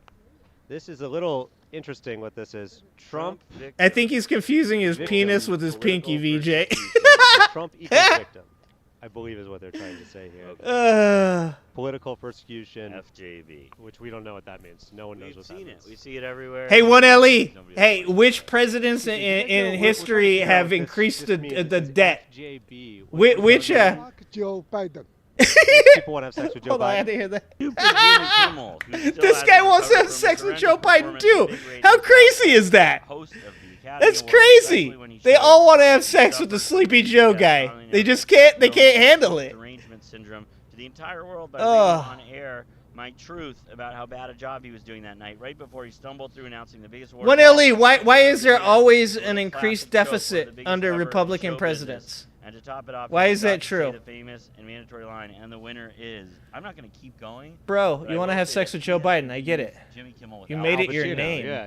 It was In like, this particular. Good God. Truth. I could can't see call it. They look so similar. Yeah. Like I think he makes a good. I don't know. point, Trump is which producing that a lot of gas we right need to now get in back to the court. issues that are dividing America, and also that we need solved. Yeah, The everything biggest one, of that course, is everybody else That's the says most that you important disagree one. with is not true. 1LE. Come on, dog. Kind of Come on, I'm trying to give you some credit for the little bit of shit that you say that makes sense, and you go and say some dumb shit like that. Come on, you're better than this Camaro guy. Or is it a Firebird? I'm sorry. Was it a Firebird? Is that why you're mad? Clearly, Donald Trump thinks that they are one and the same. Come on, 1LE. Al Pacino's a great actor. Putting the time into figuring this one out. I could see that. Yeah. That makes more How sense. many Republicans won the popular vote? That's a good fucking question. I mean, there's several different people. These are all the things 1LE doesn't like talking about. And then when he fell up the stairs going on the airplane, this is 1LE right here. I think that was Jim Carrey. Andrew Giuliani just walked in here, Peter, if you want to get a shot of him. He, of course, got a hush money payment from DeVrom just last week. I've still been trying to hide. God, I love these guys. My accountants. I'm gonna give you. You can lead a maggot to facts, but you can't make him think. If you can just. No, dog. That has nothing to do. I don't want that on the record. Socialism, Ben. I'm a socialist, dog. Big socialist over here. Giving out. Communist. I'm too wealthy for communism. I understand. I also asked him the question, was his dad the guy who was bleeding? I have too much means of production, Ben. He refused to answer the question. So behind me here is Andrew Giuliani, who there's a tape now that has come out where somebody. I'll tell you this: I don't make money off YouTube. Y'all gotta start subscribing. We don't know what happened with that. It could be a big. 1LE just comes here to hang out. Play out in the next couple days. Oh, Andrew, can I get a quick word with you? So Giuliani, how you doing? Yes. Record it. Why are you posting asterisks in chat? Do you mind Come on, recording bud. this for him? Come on, you can do it. What are you trying to type out? You're really trying really hard. There was a report. He has to get his video for Funny Guy. 1LE it's always a pleasure, dog. Always a pleasure. Don't be getting any speeding tickets. Remember to stop at the stop signs, okay? Yeah, we're good. Okay. Don't be screaming freedom and shit like that and running stop signs, my guy. No, I don't want one with you. Come on. Where are we looking at? Yeah, you can tell he's Giuliani's son. You got a clear. Look shot at FJB. Here? He's trying so hard. You have a shot over there. He's tried like 7 times now. That one there. Okay. And then he's okay. filming over there. Oh, do you guys really want me to actually talk about real shit for like 5 minutes? Comedy Central over here. Comedy Central. I don't think Comedy Central's here right now. No. Is anybody here from Comedy Central? Funny guy. There was a report that you were offered. Hold on. You guys want to go into my actual? You want me to go into my actual beliefs on capitalism, socialism, communism, Marxism, all that stuff? Is that what you're asking me to do, Ben? I'm up here making jokes while the good liars make fun of Andrew Giuliani's son. Would you like me to answer that question? I believe that capitalism is the strongest form of economical competitiveness for America. So I believe, and here we go. We'll go for it. We'll go for it. Here it is. I don't believe that anything should ever be defined as a single term. You should never be saying that things should be socialist. You should never say that things should be communist.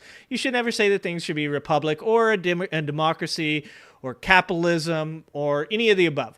I think that the problem with society is that we continue to put definitions on things and put boundaries and rails on the things that we do in a attempt to control the type of understanding that people have of what we believe.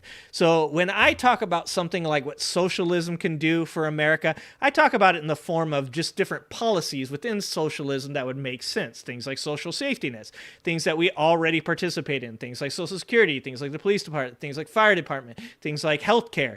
These are all things that really can actually help capitalism become better, because capitalism is not a great, I wouldn't say, okay, I'd say it's a very good system for for America to be competitive financially with the rest of the world. But I don't believe it's perfect. I believe that it's flawed and that it has to have things that are taken care of by the government, because only the government can do certain things. It's where the hypocrisy of something like libertarianism comes in, is because you can't have something that's completely unregulated. You have to have regulations, or else you have things like children working at the age of like 10, or you have people that are taken advantage of and that work 7 days a week and 12 hours a day. You have to have some types of boundaries put on things. So in my opinion, being from the fucking trailer park and my uneducated, unfucking like economically, I haven't been in a college for 12 or 14 years, looking at these types of things. So this is what I believe. I believe that we have people that are experts, that are scholars, that are educated. Those people are very important to our society. We should be looking to those people and asking them questions like these, like something like capitalism. One LE brought Thomas Sowell. He's a person that in his field is well respected. Do I agree with everything that he says? No, of course not. But do I believe that he should be listened to or that he should have an opinion on this subject? 100% I do. So what I think is you take something like capitalism, which is a really good economic driver, and then you take something like socialism, which is something that's very good at taking care of people, specifically people on the lower end, people that are lower middle class, which actually constantly vote against their own fucking interest by voting for people like Donald Trump who do nothing but give tax cuts to corporations. That is what we need to do, is we need to stop defining things. We need to stop saying things like, I'm a progressive, I'm a Democrat, I'm a Republican, I'm a conservative. We need to start saying, I have policies, I have values. Those things are represented by the things that I do. So for me, when you ask me what socialism can do for the world, I believe that there are things that are in socialism that are good, there are things that are in socialism that are bad. I believe there are things in capitalism that are good, I believe there are things that are in capitalism that are bad. I think that the best thing that we can possibly do as human beings is stop trying to narrowly define things and just go, that's good, that's what we should do. And then when somebody comes along and challenges your belief and says, well, hold on, it seems like that's imperfect, maybe that's a flaw, and you're like, it can't be a flaw, it can't be a flaw, bro, because if it's a flaw, then my entire reality, it breaks. No, you have to start being more open to the idea that you can both believe that something is good and be wrong, or believe that something is good and that it's imperfect and flawed. This is why saying something like, why is socialism the best system, is a stupid fucking question. It isn't the best system. There's no such thing as the best system. All systems should be derived from multiple systems, because narrowly defining things and saying, this should work because I like this one thing, because it's cool and it's what I believe, is stupid.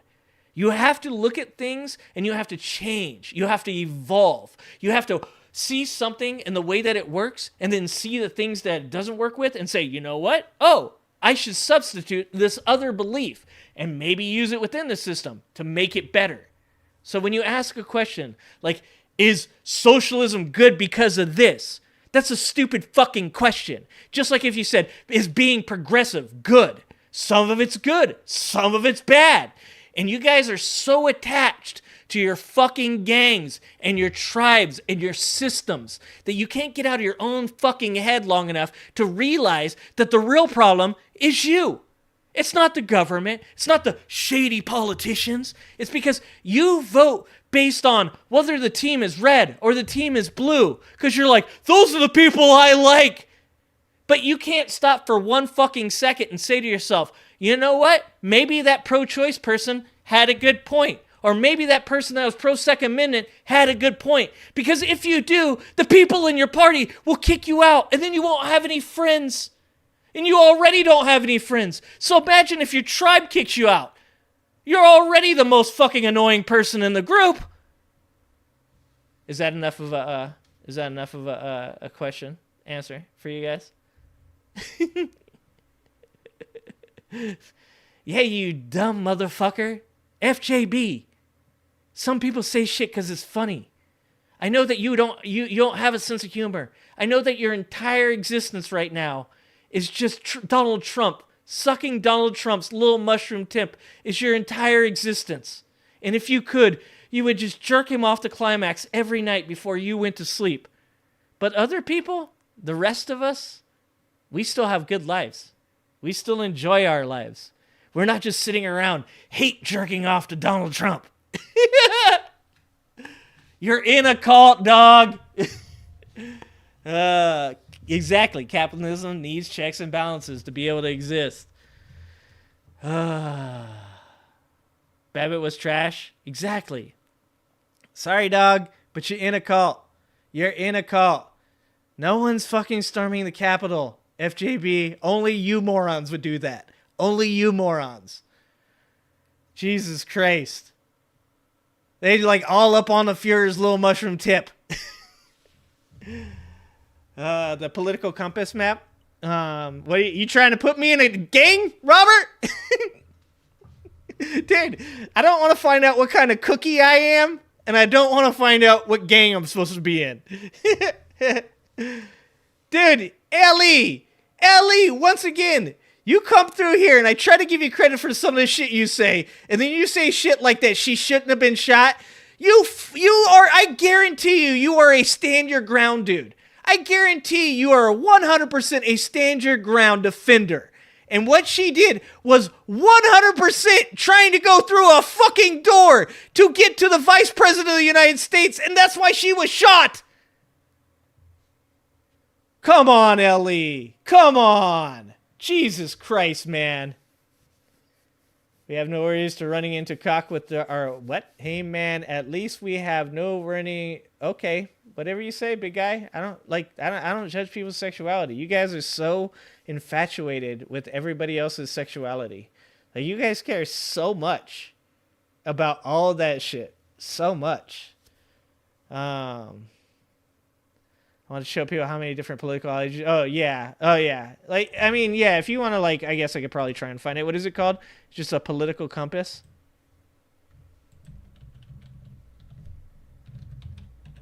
Here we go. Is this what I'm looking for? This guy right here? Oh, it's like all of this shit.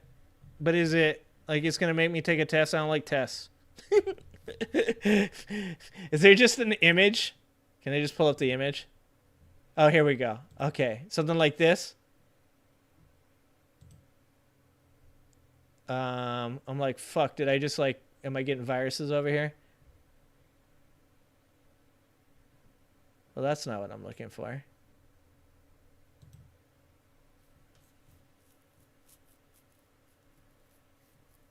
Jesus Christ, Ellie, I gave you way too much credit. This is what the shit you believe?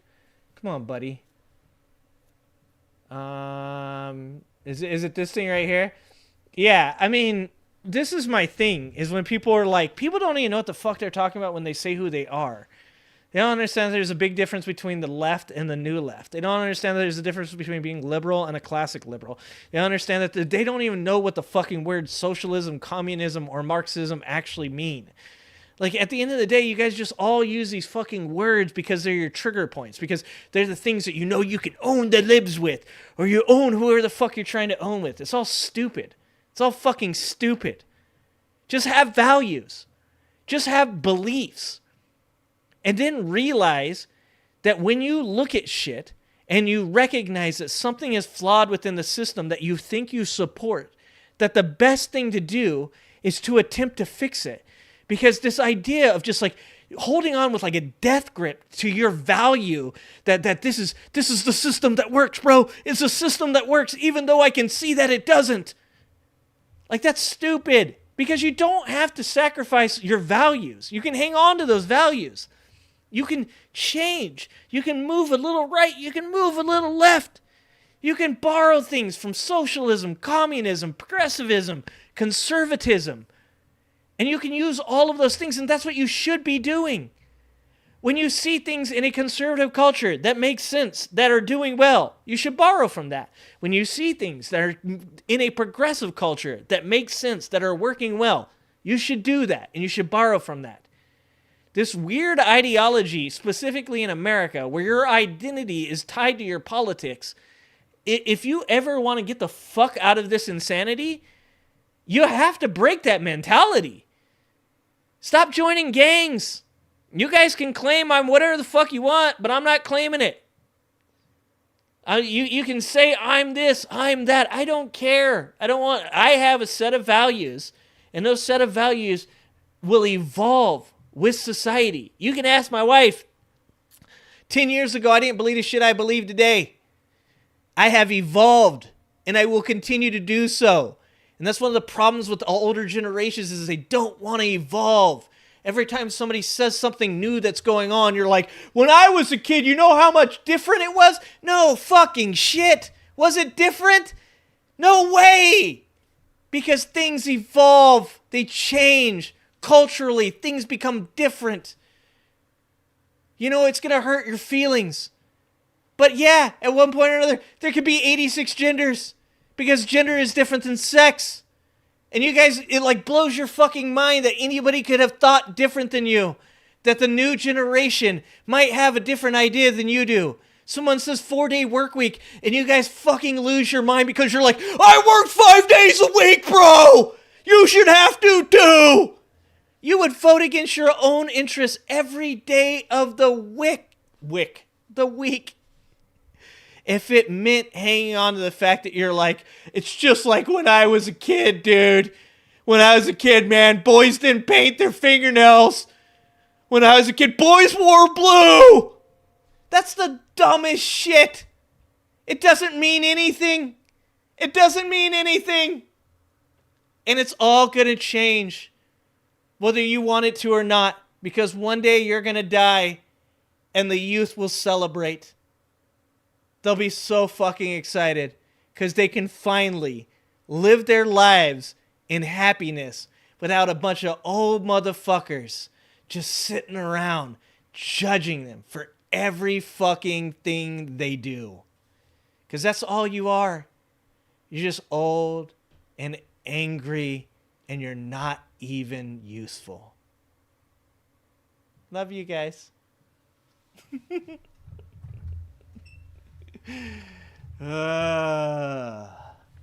I don't have you completely wrong. I see you in chat. I watch the dumb shit you guys say. You're dinosaurs. And at one point or another, you're going to go the route of the dinosaurs. And we're going to remember you, just like we remember the dinosaurs. Remember those things? The big ones were dumb. The little ones were vicious. But they died just like everybody else. And so did their ideas.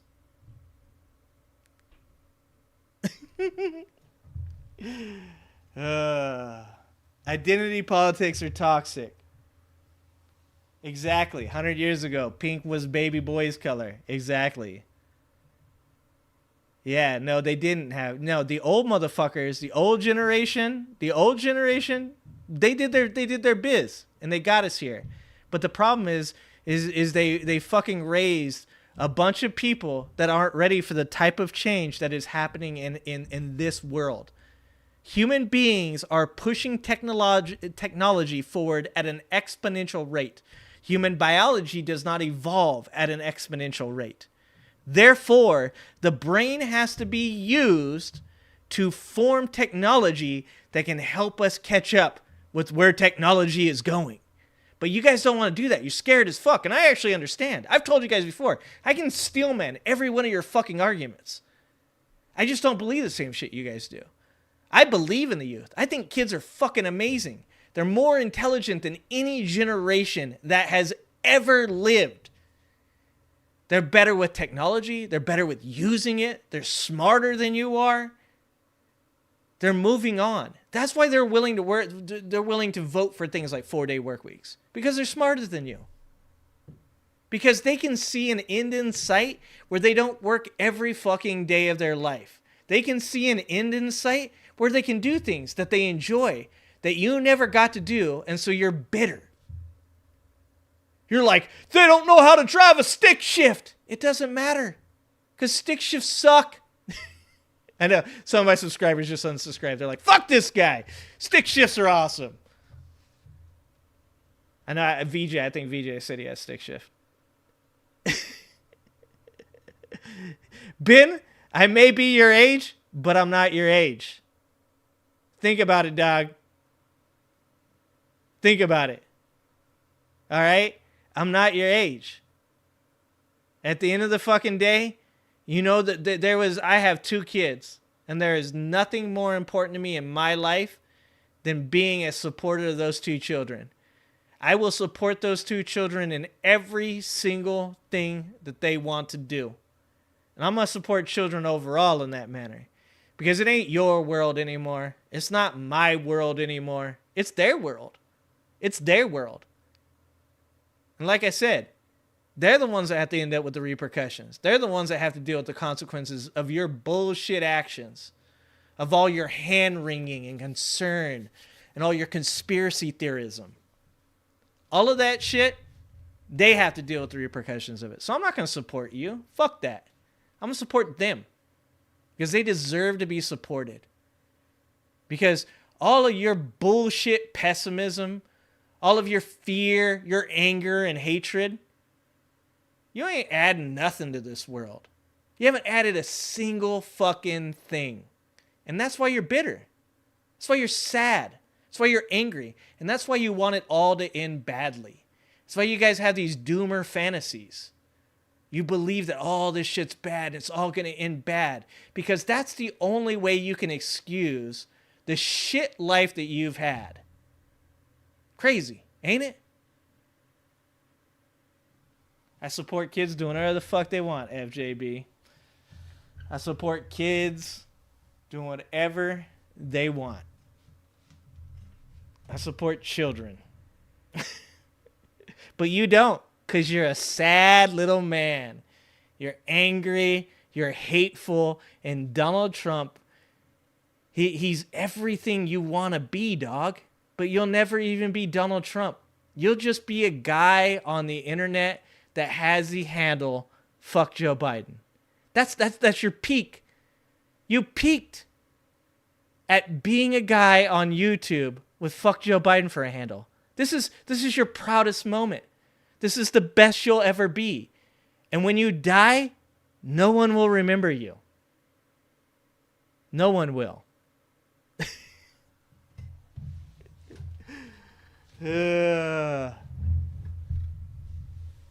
Luke, don't make me start on you next, dog. It's been fun. Because at the end of the day, boys, I got a good life. I got 2 amazing kids and a beautiful fucking wife. I've achieved the American dream. I started at the fucking bottom, eating out of trash cans, no electricity, no running water, living in the shittiest places in this fucking country. I achieved all the things that you wish you did. And that's why I have faith in the youth. It's because I have optimism, because I have succeeded, because I have done good things with my life. And the reason you are who you are is because you never did it. You'll never be happy until you recognize that the best way to be happy is to help other people. I'm going to help kids. I'm going to continue to fucking do my job and manage young people and help them become successful in their lives. I have a young woman that is currently working in forestry the other day that I said I'm super proud of. And she said, when I get to the point where I am supervising people, I hope that I can be like you. You'll never hear those words in your life because you're pessimistic, because you're hateful, because you're angry. You should want to hear those words. You should want a young person to look at you and say, I want to do for other people what you did for me. But you can't do that because you're too busy. You're too busy being pessimistic. You're too busy being angry. You're too busy being hateful. You're too busy trying to figure out what the deep state's doing because you can't admit that the person who's actually in your control of your life is you.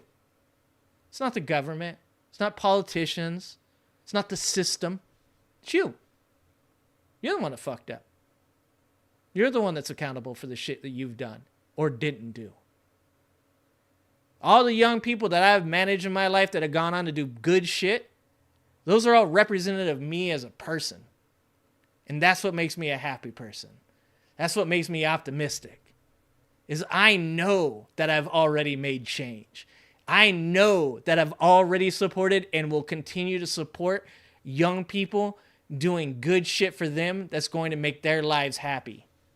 But you're just going to be a troll on the internet, dog. Just pushing forth as much anger, hate, and doomer fantasy politics that you possibly can. Because it's the only thing left in your life that gives you meaning. Do better. Be better. Stop being such a goddamn Karen. Don't fucking tell me I'm misguided. You don't fucking know shit. You know, this is what pisses me off. At the end of the day, you can't take it. You can't take it. You're a bunch of little bitches. Luke, you're a bitch. Ben, you're a bitch. Fuck Joe Biden, you a bitch. You can't. You can't take it when somebody tells you the truth. You can't. Instead, you run away. You hide. Because that's what people do when they can't have any accountability. You run away. That's what you will do now. That's what you'll do tomorrow. And that's what you'll do the rest of your life until it all ends in the sadness and disappointment that your parents feel for you.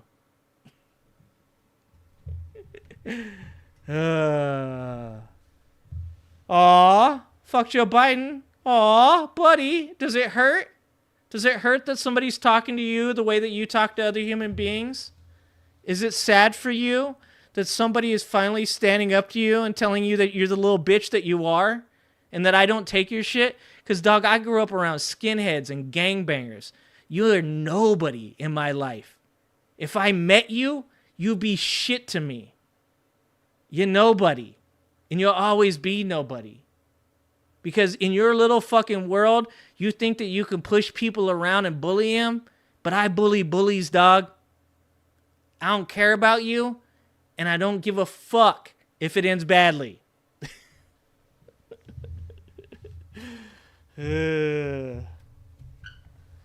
Like I said, dog, sit on the internet and be the fuck Joe Biden guy. That's the best you got. You are a stain on the pavement, dog. You are. You're a stain on this world. Fuck off. All right, let's play it one more time for FJB. This is his song. This is his song. Hey, One Ellie. I'm glad you came back. I'm glad you keep coming back and talking. I love this shit. I love you guys. I appreciate you guys. For those of you that actually like to talk and actually have real conversations that aren't like a little biatch like FJB. I don't think he exists anymore, dude. Yeah, I think he probably just blocked me, Tiki. He blocked me. For people that actually have a brain, not Luke, not FJB, the people that actually have a brain. Look, you can talk all the shit that 1LE you want. I can talk all the shit I want to 1LE. At least he talks. At least he writes in full sentences. We don't agree, but at least he can write in full sentences. But for all these other little bitches that come in here, you think you're going to like bully people? This ain't the place for that. I'm not your everyday liberal. All right? Every day of my life, I dealt with people like this. I grew up with people like this. Most of these motherfuckers wouldn't have survived more than fucking 10 minutes in my neighborhood. Not even 10 minutes. So if you think you're going to come in here and you're going to talk shit to people and I'm just going to back down, that ain't how this works, dog. I'll be your fucking Huckleberry. Oh. Dude, after I get done with this, I go upstairs. I kiss my wife. I hug my children. You don't have a family anymore, FJB. You don't have friends. You could. You could actually talk like a real human being. You could actually be a normal fucking person. But you choose not to be. You choose not to be. You could take one step up.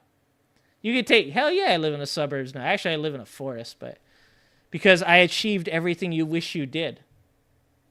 I achieved all the things that you wish you would have achieved in your life that you didn't, that make you a bitter, sad, angry human being that goes on the internet and attempts to troll people's chats.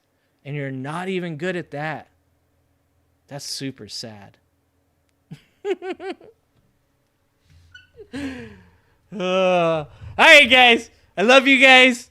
1LE, I can't just stay on all day long so that way you can argue with the people in my crowd. I love you guys. I appreciate you guys. For people like LE that come in here and actually push back, okay? And for the people that actually have some kind of actual fucking, ability to speak, good for you. And thankful for you guys coming in here. I'm thankful for all the people that ask questions, that actually want to actually have real conversations that aren't just trolls that live in their parents' basements at the age of 57 years old that never succeeded at life. Thank you for being here. I appreciate you guys. I love you guys. Don't glue your balls to your butthole. Careful out there. If you got a wife, you got a husband, don't forget to go up there, kiss your wife, kiss your husband. If you got kids, hug your kids. Support the youth. Support people doing good things. Good people support good people. And for the love of all that is sacred, go outside, get off the internet, touch grass, enjoy some sunshine. It's about to be summer, motherfucker.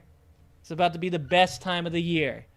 I appreciate you guys. I love you guys. And I hope to see you guys again. Thanks, guys. All right. Bye.